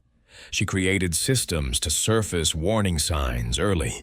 She built reserves and redundancies and escape valves. Most importantly, she built herself differently. She became someone who expected difficulty and planned for it. Someone who saw setbacks as testing opportunities rather than personal attacks. Someone who was anti-fragile. Today, Sarah runs a practice larger than her original one, but more importantly, she runs it without the terror that used to consume her, because her new practice and her new psychology are designed to get stronger under pressure. They cannot be collapsed the same way because they were built by the collapse. Sarah could not have become who she is without losing everything. The destruction was not optional. It was necessary. And that is the paradox of anti-fragility. You cannot build it in safety. It requires exposure to the very things you are trying to become resistant to. Are you willing to be exposed? Are you willing to let difficulty rebuild you? What system in your life currently breaks when stressed instead of strengthens? That system needs to be redesigned, not just repaired. Redesigned from the ground up to respond to pressure by improving. Now it is time for the comfort audit. This is the most practical, the most uncomfortable, and the most important single exercise in this entire audiobook. Because you cannot escape a trap you cannot see, and most of your comfort trap is invisible to you. A comfort audit is a ruthless, systematic examination of every aspect of your life. Not to judge yourself, not to generate guilt, to generate clarity, to see clearly, maybe for the first time, exactly how comfort has woven itself into your existence. We are going to go room by room, habit by habit, relationship by relationship, and identify every place where comfort has taken root. Every place where you are choosing easy over important. Every place where the path of least resistance has become your only path. Start with your physical environment, your bedroom. What about it is designed for comfort rather than function? Is your phone within arm's reach, making it easy to scroll instead of sleep? Is your bed so comfortable you struggle to leave it? What physical setup encourages your worst tendencies? Your living room. Is it arranged around passive consumption, a television throne room where you reign over entertainment? Or is it arranged around engagement, connection, creation? Your kitchen. Does it facilitate the easy path, processed food, delivery menus, nothing that requires effort? Or does it facilitate the nourishing path, whole foods, home cooking, conscious eating? Your workspace, is it optimized for focus or distraction? Do you have escape hatches built into the environment, browser tabs open to social media, phone notifications on, comfortable alternative to hard work within easy reach? Now examine your habits, the things you do every day without thinking. What time do you wake up, and is that time serving your goals or your comfort? What do you do in the first hour of consciousness, and does it set you up for growth or escape? What do you consume? Media, food, information, and is it nutrition or anesthesia? Look at how you spend your evenings. After work, where does your time actually go? Not where you intend it to go. Where does it actually go? Be honest. If you tracked every minute, what would you find? How much scrolling? How much passive watching? How much comfortable numbing? Examine your relationships. Who do you spend time with? Do these people challenge you, push you, hold you to a higher standard? Or do they enable your comfortable patterns, validate your excuses, make it easy to stay stuck? What conversations are you avoiding? What truths are you not speaking? Where have you chosen relational comfort over relational honesty? What relationship in your life most needs the conversation you are most scared to have? Look at your finances, not just spending, your entire relationship with money. Are you avoiding looking at numbers because looking is uncomfortable? Are you spending to soothe rather than spending to build? Are you keeping yourself financially tight so that risk becomes impossible? Sometimes financial limitation is not circumstance. It is unconscious strategy, a way to keep comfortable by making change unaffordable. I want to get specific here because finances are where comfort creep hides most effectively. Pull up your bank statements right now, not later, now. Look at the last 30 days of transactions. Find every subscription you are paying for, not just the ones you use, all of them. That streaming service you signed up for one show and never canceled. That software trial that converted to paid. That membership to the place you have not visited in months. Add them up. That total, multiplied by 12, is what comfort costs you annually in subscriptions alone. Now look at your daily transactions, the small ones, the insignificant ones, the ones you barely remember making, coffee runs, food delivery, convenience store stops, online impulse purchases, things you bought because you were tired or bored or sad, or just because buying something felt easier than not buying it. Track these for a week if you have not already. Write down every single purchase, no matter how small. At the end of the week, categorize them. Essential versus optional. Investment versus consumption. Growth versus comfort. For most people, this exercise is devastating. Not because they are wasteful in obvious ways, but because they are wasteful in invisible ways. Death by 1,000 small purchases. Comfort creep in action. How much of your spending is actually about soothing discomfort rather than adding value? How many purchases are emotional band-aids rather than genuine needs? How many subscriptions are you maintaining just because canceling requires action? Now look at what you are not spending on. What investments in yourself have you avoided because they seemed too expensive? Courses, coaches, equipment for growth pursuits. The gap between what you spend on comfort and what you spend on growth tells you everything about your real priorities. Look at your career. Are you coasting? Is your job comfortable enough that you never have to grow, but not good enough that you are actually satisfied? Are you staying because it is right or because leaving is scary? What would you do differently if comfort was not a factor? Finally, look at your goals.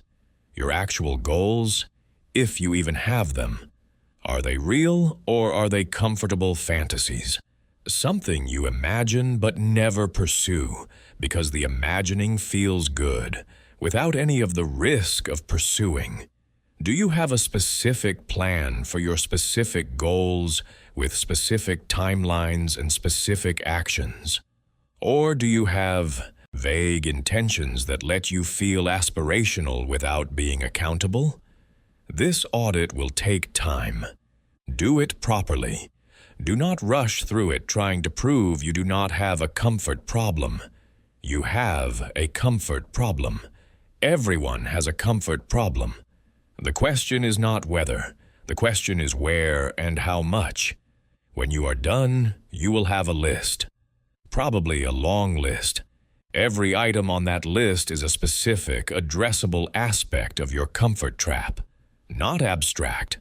Concrete. Something you can actually change. Now prioritize. What are the top 5? The 5 comfort patterns that are costing you the most. The 5 that, if changed, would have the biggest impact on your life. Those 5 are your immediate targets, not someday.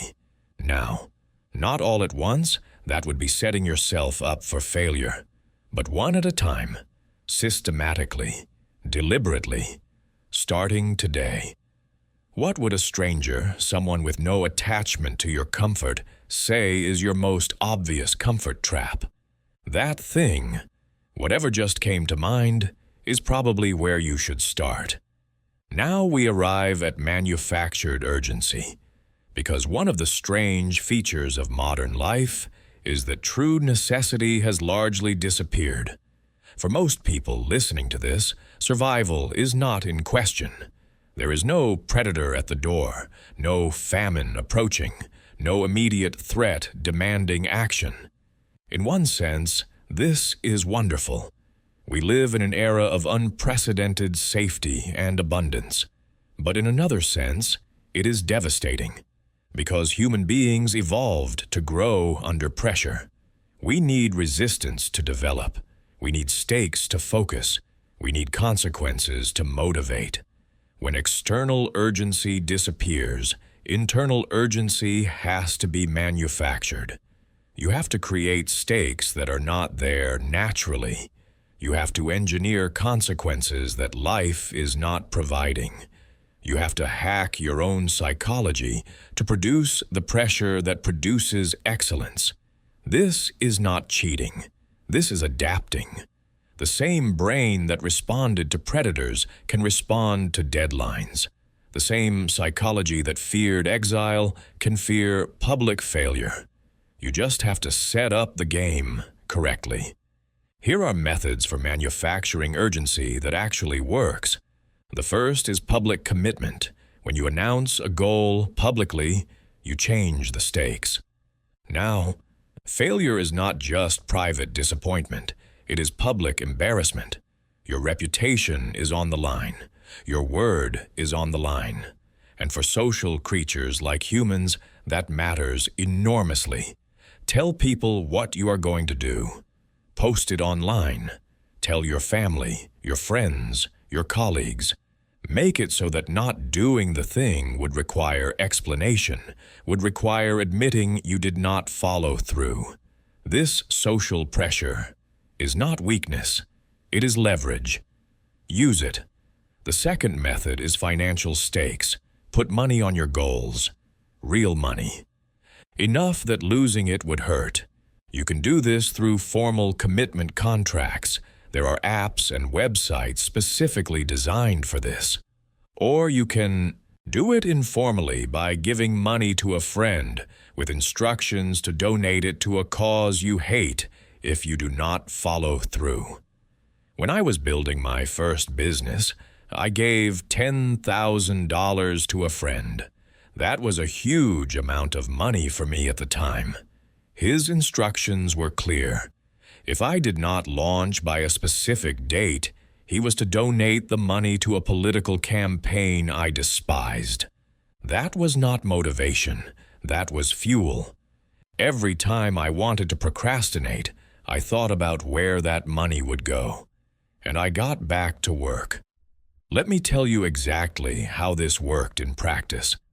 I set a launch date of 90 days out. That seemed aggressive, but achievable. I told my friend Marcus about my plan and handed him the check. He looked at me like I was crazy. "You are actually serious about this," he said. I told him I was completely serious, and that if I came to him on day 91 without having launched, he was to walk straight to the post office and mail that check. For the first few weeks, the pressure felt abstract. 90 days is a long time. But as the deadline approached, everything changed. Day 60, I still had not finished my website. Day 70, I had not set up payment processing. Day 75, I had not written my sales page. The panic was real, not theoretical panic. Actual, physical, $10,000 on the line panic. I worked 18-hour days the final 2 weeks. I made decisions I had been agonizing over for months. I launched features that were 80% instead of waiting for perfect. I reached out to potential customers directly because there was no time for sophisticated marketing. And on day 89, I launched. Not perfectly, not polished, but launched. Would I have launched without the stakes? Honestly, probably not. I would have found another reason to delay, another feature to add, another concern to address first. The stakes transformed procrastination from an option to an impossibility. That transformation changed everything. You can create similar stakes for yourself. The key is that the consequence has to actually matter, not theoretically matter, viscerally matter, something that would genuinely hurt to lose. Money works because money is concrete, but time works too. Reputation works. Access to things you value works. The specific stake matters less than its felt weight. The third method is deadline contraction. Whatever timeline you have for a goal, cut it in half, at least in half, maybe more. Parkinson's law says work expands to fill the time available. The reverse is also true. Work contracts to meet deadlines. By giving yourself less time, you force focus. You force prioritization. You force the elimination of everything non-essential. I used to give myself a year to write a book. Now I give myself 3 months. The books are not worse, they are better. Because with a year timeline, I would spend months researching, outlining, preparing, perfecting. I would treat every chapter like it needed to be final on the first draft. I would procrastinate because there was always tomorrow, always next week, always time. With 3 months, everything changes. There is no time for perfectionism. There is no time for endless research. There is no time for the comfortable illusion that you will feel more ready later. You write now. You write imperfectly. You write scared. And you finish. Most people's timelines are comfort timelines. They are not based on what is actually possible. They are based on what feels safe, what allows buffer for procrastination and perfectionism and all the other comfortable delays. Cut the buffer. Remove the cushion. Make the timeline uncomfortable. And watch yourself become more effective than you knew you could be. Here is an exercise. Take your most important goal right now, the one you have been working toward. Look at your timeline for achieving it. Now cut that timeline in half. Write down the new date. Feel the resistance that creates.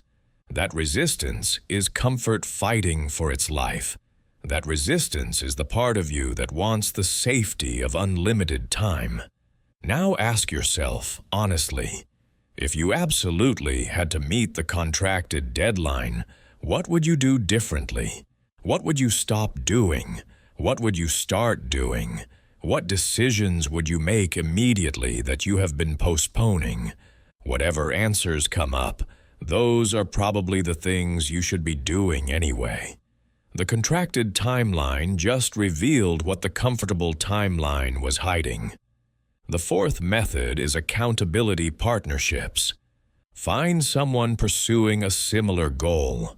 Agree to report to each other regularly. Daily is best. Weekly at minimum. Make the reports specific. Not just how is it going, but exactly what did you do and exactly what are you doing tomorrow. Having to face another person and account for your actions is remarkably powerful. Having to say, I did not do what I said I would do is uncomfortable enough that most people will do the thing rather than have the conversation. Use this. The fifth method is artificial consequences. Create punishments for failure that you actually fear. If you do not work out today, you have to take a cold shower tomorrow. If you do not make those sales calls, you have to clean the bathroom with a toothbrush.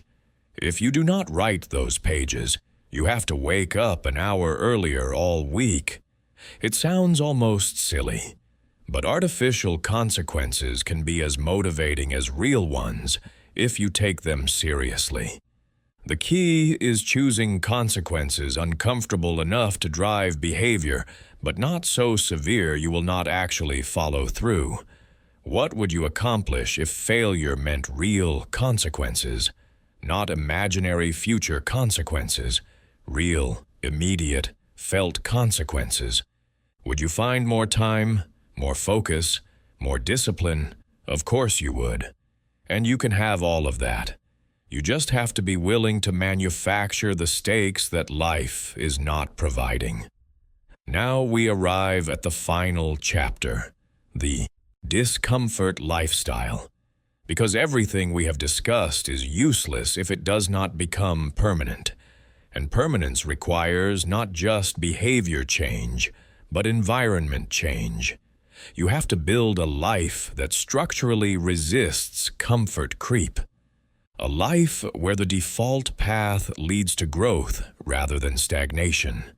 This is living in the arena, not visiting the arena for occasional uncomfortable exercises, living there, making challenge your home rather than a place you occasionally travel to. There are three components to the discomfort lifestyle: environment, relationships, systems. Master all three, and comfort creep becomes nearly impossible. First, environment. Your physical surroundings either support your growth or undermine it. There is no neutral. The design of your space influences your behavior in ways you usually do not notice. So you have to design it deliberately. Walk through your home right now, in your mind. Start at the front door and move through each room. In each space, ask yourself, what behavior does this environment make easy? What does it make hard? What does the design of this space encourage me to do? Your living room. Is the television the focal point, the altar around which all furniture is arranged? What does that communicate about the default activity in that space? Or is there a reading corner, a desk for projects, a space that invites creation rather than consumption? Your bedroom. What is within arm's reach of your bed? Is it a phone loaded with infinite distraction, a snack drawer for late-night eating? Or is it a book, a journal, something that invites reflection rather than escape? The first things you reach for in the morning and the last things you reach for at night shape your entire day. Your kitchen. Look at what is visible. Look at what is hidden. We eat what we see. If cookies are on the counter and vegetables are in the drawer, You will eat more cookies and fewer vegetables. Not because you lack willpower, because you are human, and humans respond to environment. Flip the visibility, and you flip the behavior. Your workspace. How many tabs do you typically have open on your computer? How many of them are related to your most important work? How many are escape hatches, social media, and news and entertainment waiting to rescue you from difficult focus? Every open tab is a decision waiting to derail you. Every notification enabled is an interruption invited. Remove friction from growth activities. If you want to exercise in the morning, sleep in your workout clothes. If you want to read more, put books everywhere and hide the remote. If you want to make sales calls, have the numbers loaded and your headset charged and everything ready to go the moment you sit down. If you want to write, have your document open and your chair positioned and your coffee made before you sit down. Every second of friction you remove is willpower you do not have to spend. Add friction to comfort activities. If you waste time on social media, delete the apps from your phone and only access them through a browser you have to log into. If you snack mindlessly, keep the house free of snack food. If you procrastinate with television, unplug the TV and put it in a closet, making watching require deliberate effort. Your future self is not more disciplined than your present self, but your future environment can make discipline less necessary. Design your space so the easy choice is the growth choice. Second, relationships. The people around you shape who you become. This is not metaphor, it is measurable. You adopt the habits, mindsets, and standards of your social circle, whether you intend to or not. Jim Rohn famously said, "You are the average of the 5 people you spend the most time with." Research supports this. Your income tends to be the average of your closest friends' incomes. Your fitness tends to match your social circle's fitness. Your ambition is calibrated to your environment. This is not weakness. This is human nature. We are social creatures who unconsciously calibrate to our surroundings. Look at your 5 closest relationships. Are these people growing, pushing, challenging themselves, or are they comfortable, complacent, committed to the status quo? I want you to actually list them. Write down the 5 people you spend the most time with outside of required work interactions. Now, honestly assess each one. Are they pulling you up or holding you in place? This assessment is uncomfortable. Nobody wants to admit that someone they love might be limiting their growth. But comfortable relationships are often the most insidious form of the comfort trap. The people who love us often love the version of us they know. When we start to change, to grow, to become someone different, that threatens the relationship they understood. And so, often without meaning to, they pull us back. They question our choices. They express concern. They remind us of who we used to be. This does not make them bad people. It makes them human. But understanding this dynamic is essential if you want to escape the comfort trap permanently. You might need to change your relationships, not abandon everyone you love, but deliberately add people who are living in the arena. Seek out communities of people who are building, risking, growing.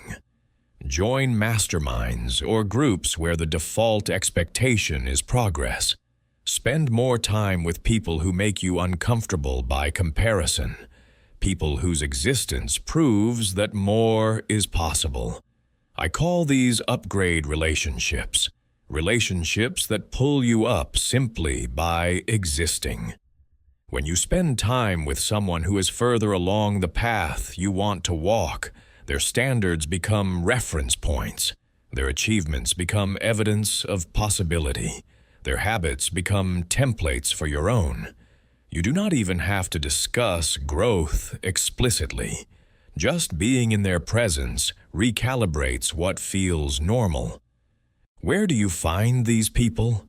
Start with interest-based communities.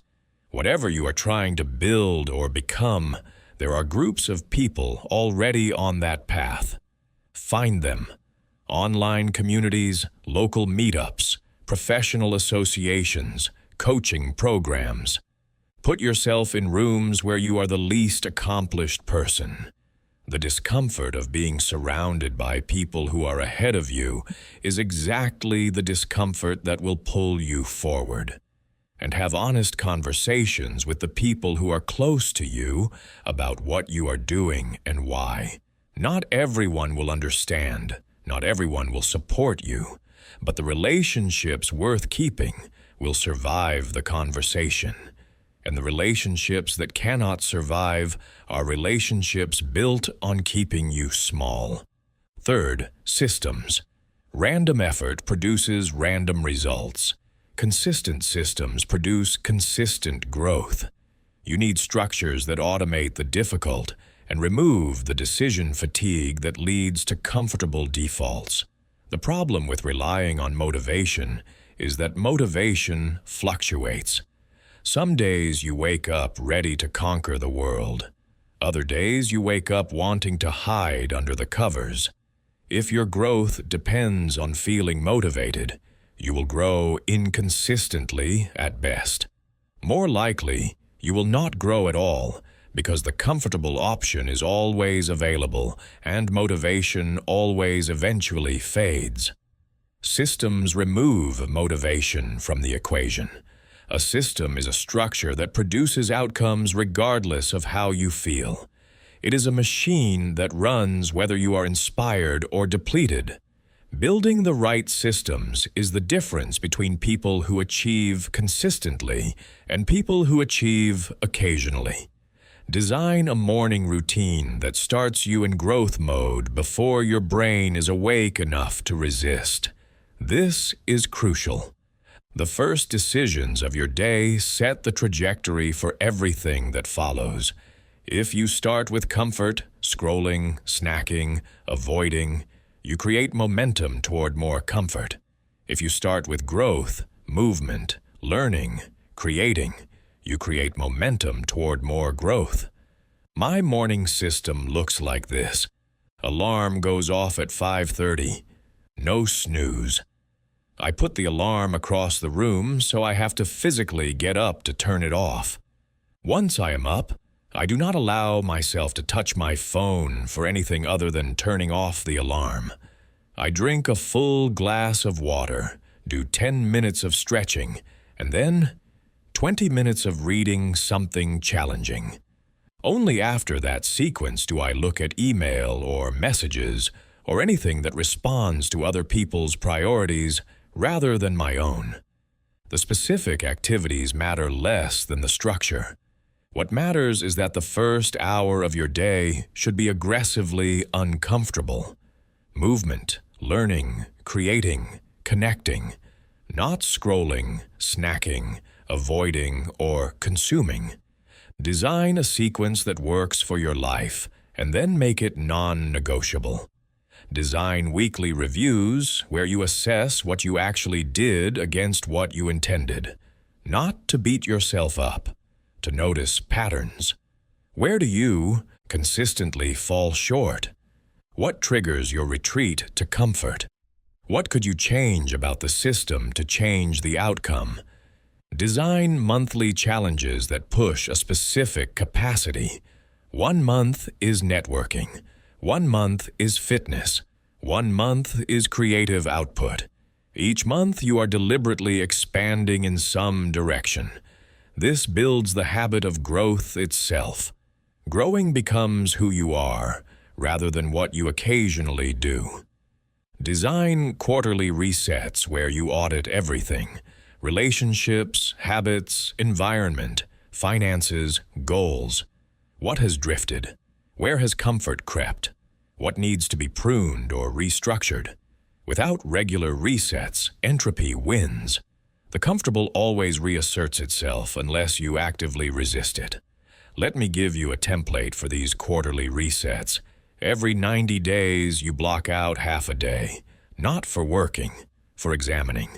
You ask yourself a specific series of questions, and you answer them honestly in writing. First, what did I commit to 90 days ago, and what actually happened? Not what you intended to happen.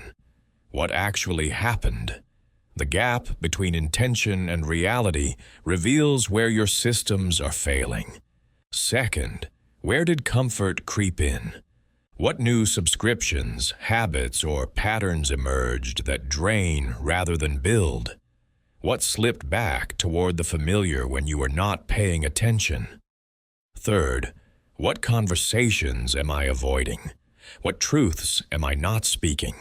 What relationships need attention that I am neglecting because attention is uncomfortable? Fourth, what is working? What systems and structures are actually producing growth? These need to be protected and reinforced. Often we focus so much on what is wrong that we accidentally dismantle what is right.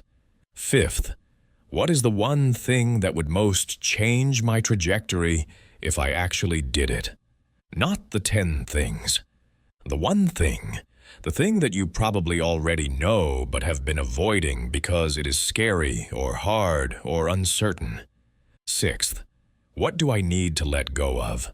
What goals, relationships, or identity attachments are no longer serving me? What am I holding on to out of comfort rather than purpose? These quarterly resets are not optional if you want to escape the comfort trap permanently. They are the maintenance that keeps the system running. Skip them, and drift is inevitable. Comfort will creep back. The trap will reform around you. 3 months is long enough for significant change and short enough for meaningful accountability. The discomfort lifestyle is not about suffering. It is not about making yourself miserable. It is about recognizing that growth requires resistance and building resistance into your life structurally. It is about acknowledging that comfort will always try to creep back and building systems that catch it when it does. I want you to close your eyes for a moment. Actually, close them. I know you are listening and probably doing something else. Stop. Close your eyes. And breathe. Take 3 deep breaths. In through your nose. Out through your mouth. Let your shoulders drop. Let your jaw unclench. Let the tension you have been carrying, probably without realizing it, begin to release. Now, I want you to travel forward in time. Picture yourself 1 year from today. 365 days of choosing discomfort over comfort. 365 days of daily doses and challenge ladders and burning escape hatches. 365 days of living in the arena. See yourself waking up in the morning. Notice how different it feels. The heaviness is gone.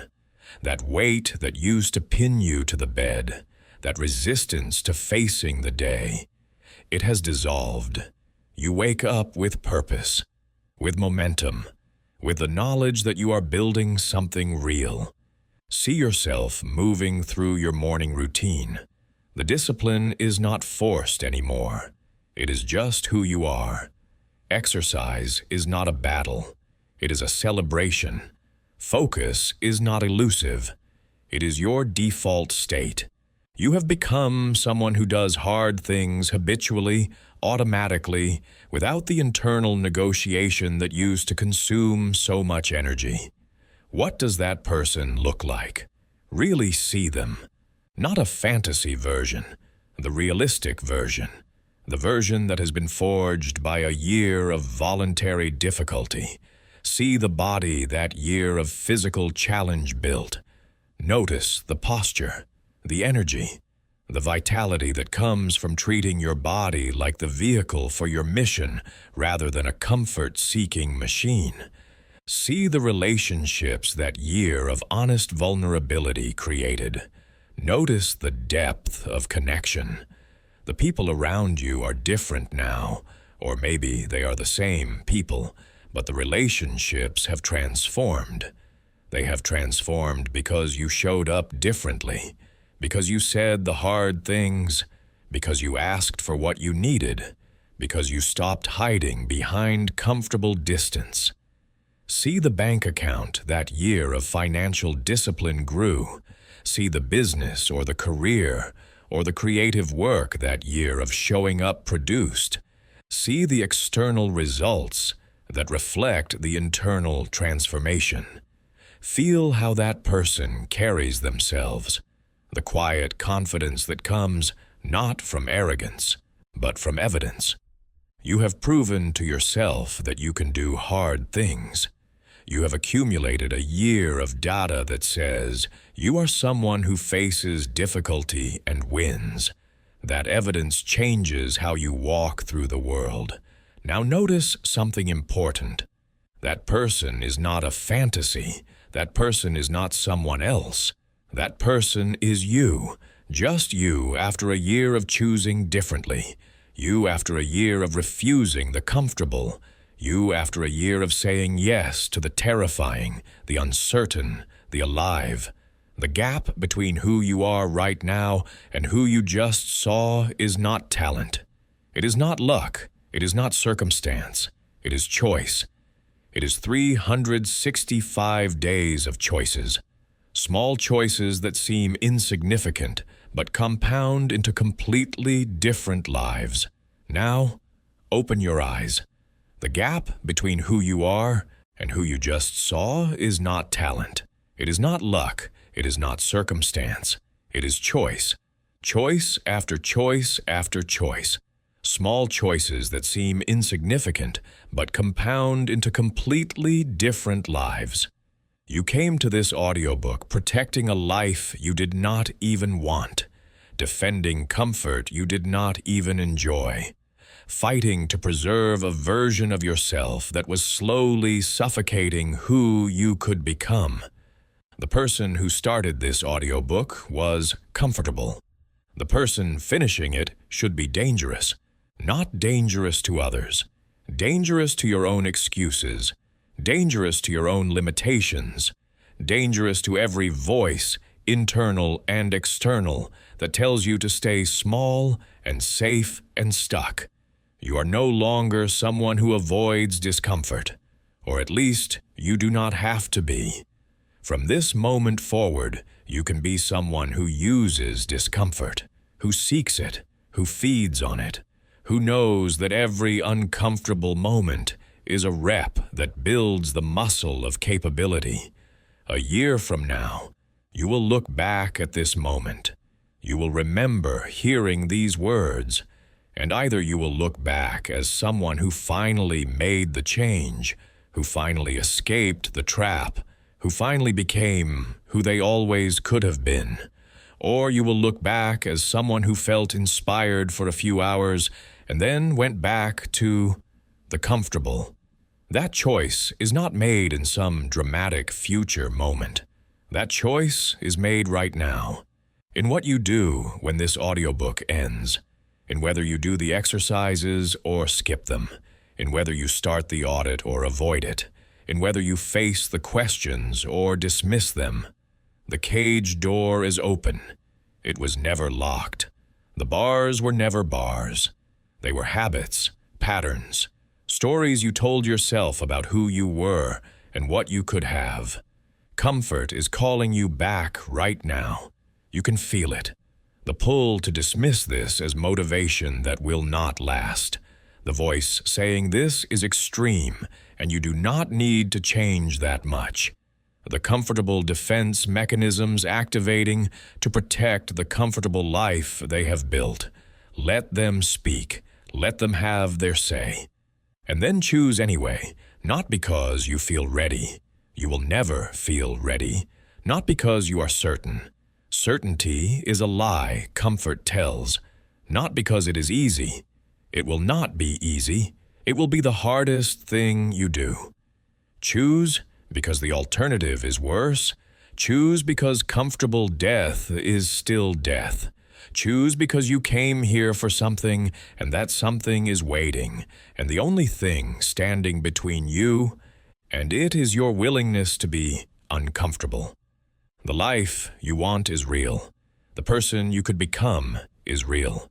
The freedom, the meaning, the aliveness, the absolute electric experience of being a human being who is actually trying, actually risking, actually living.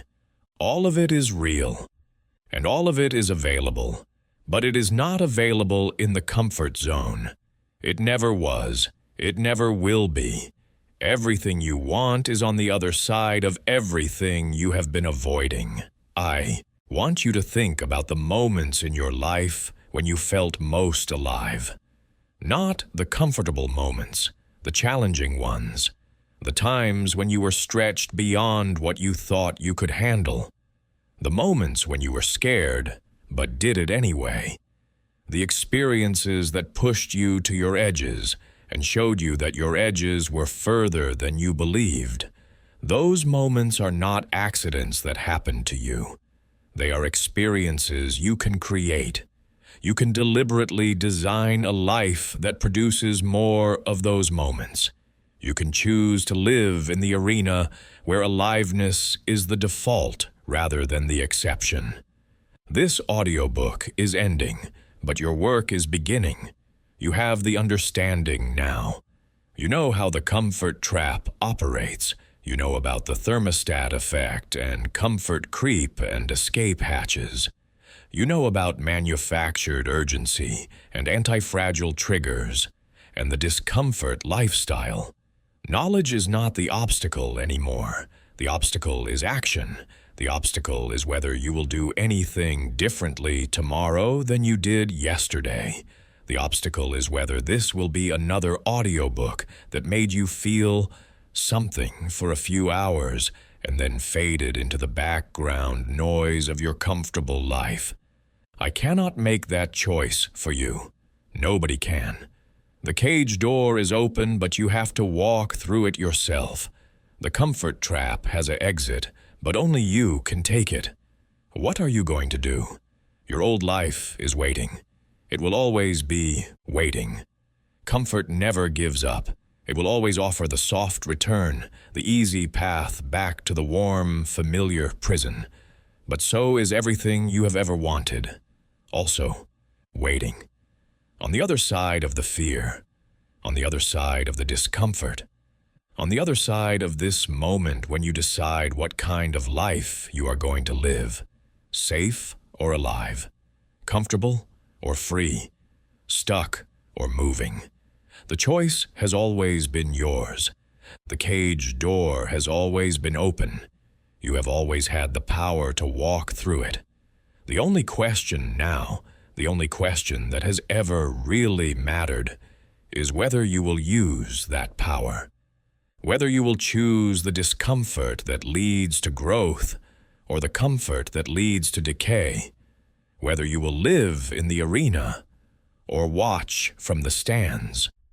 What happens next is up to you.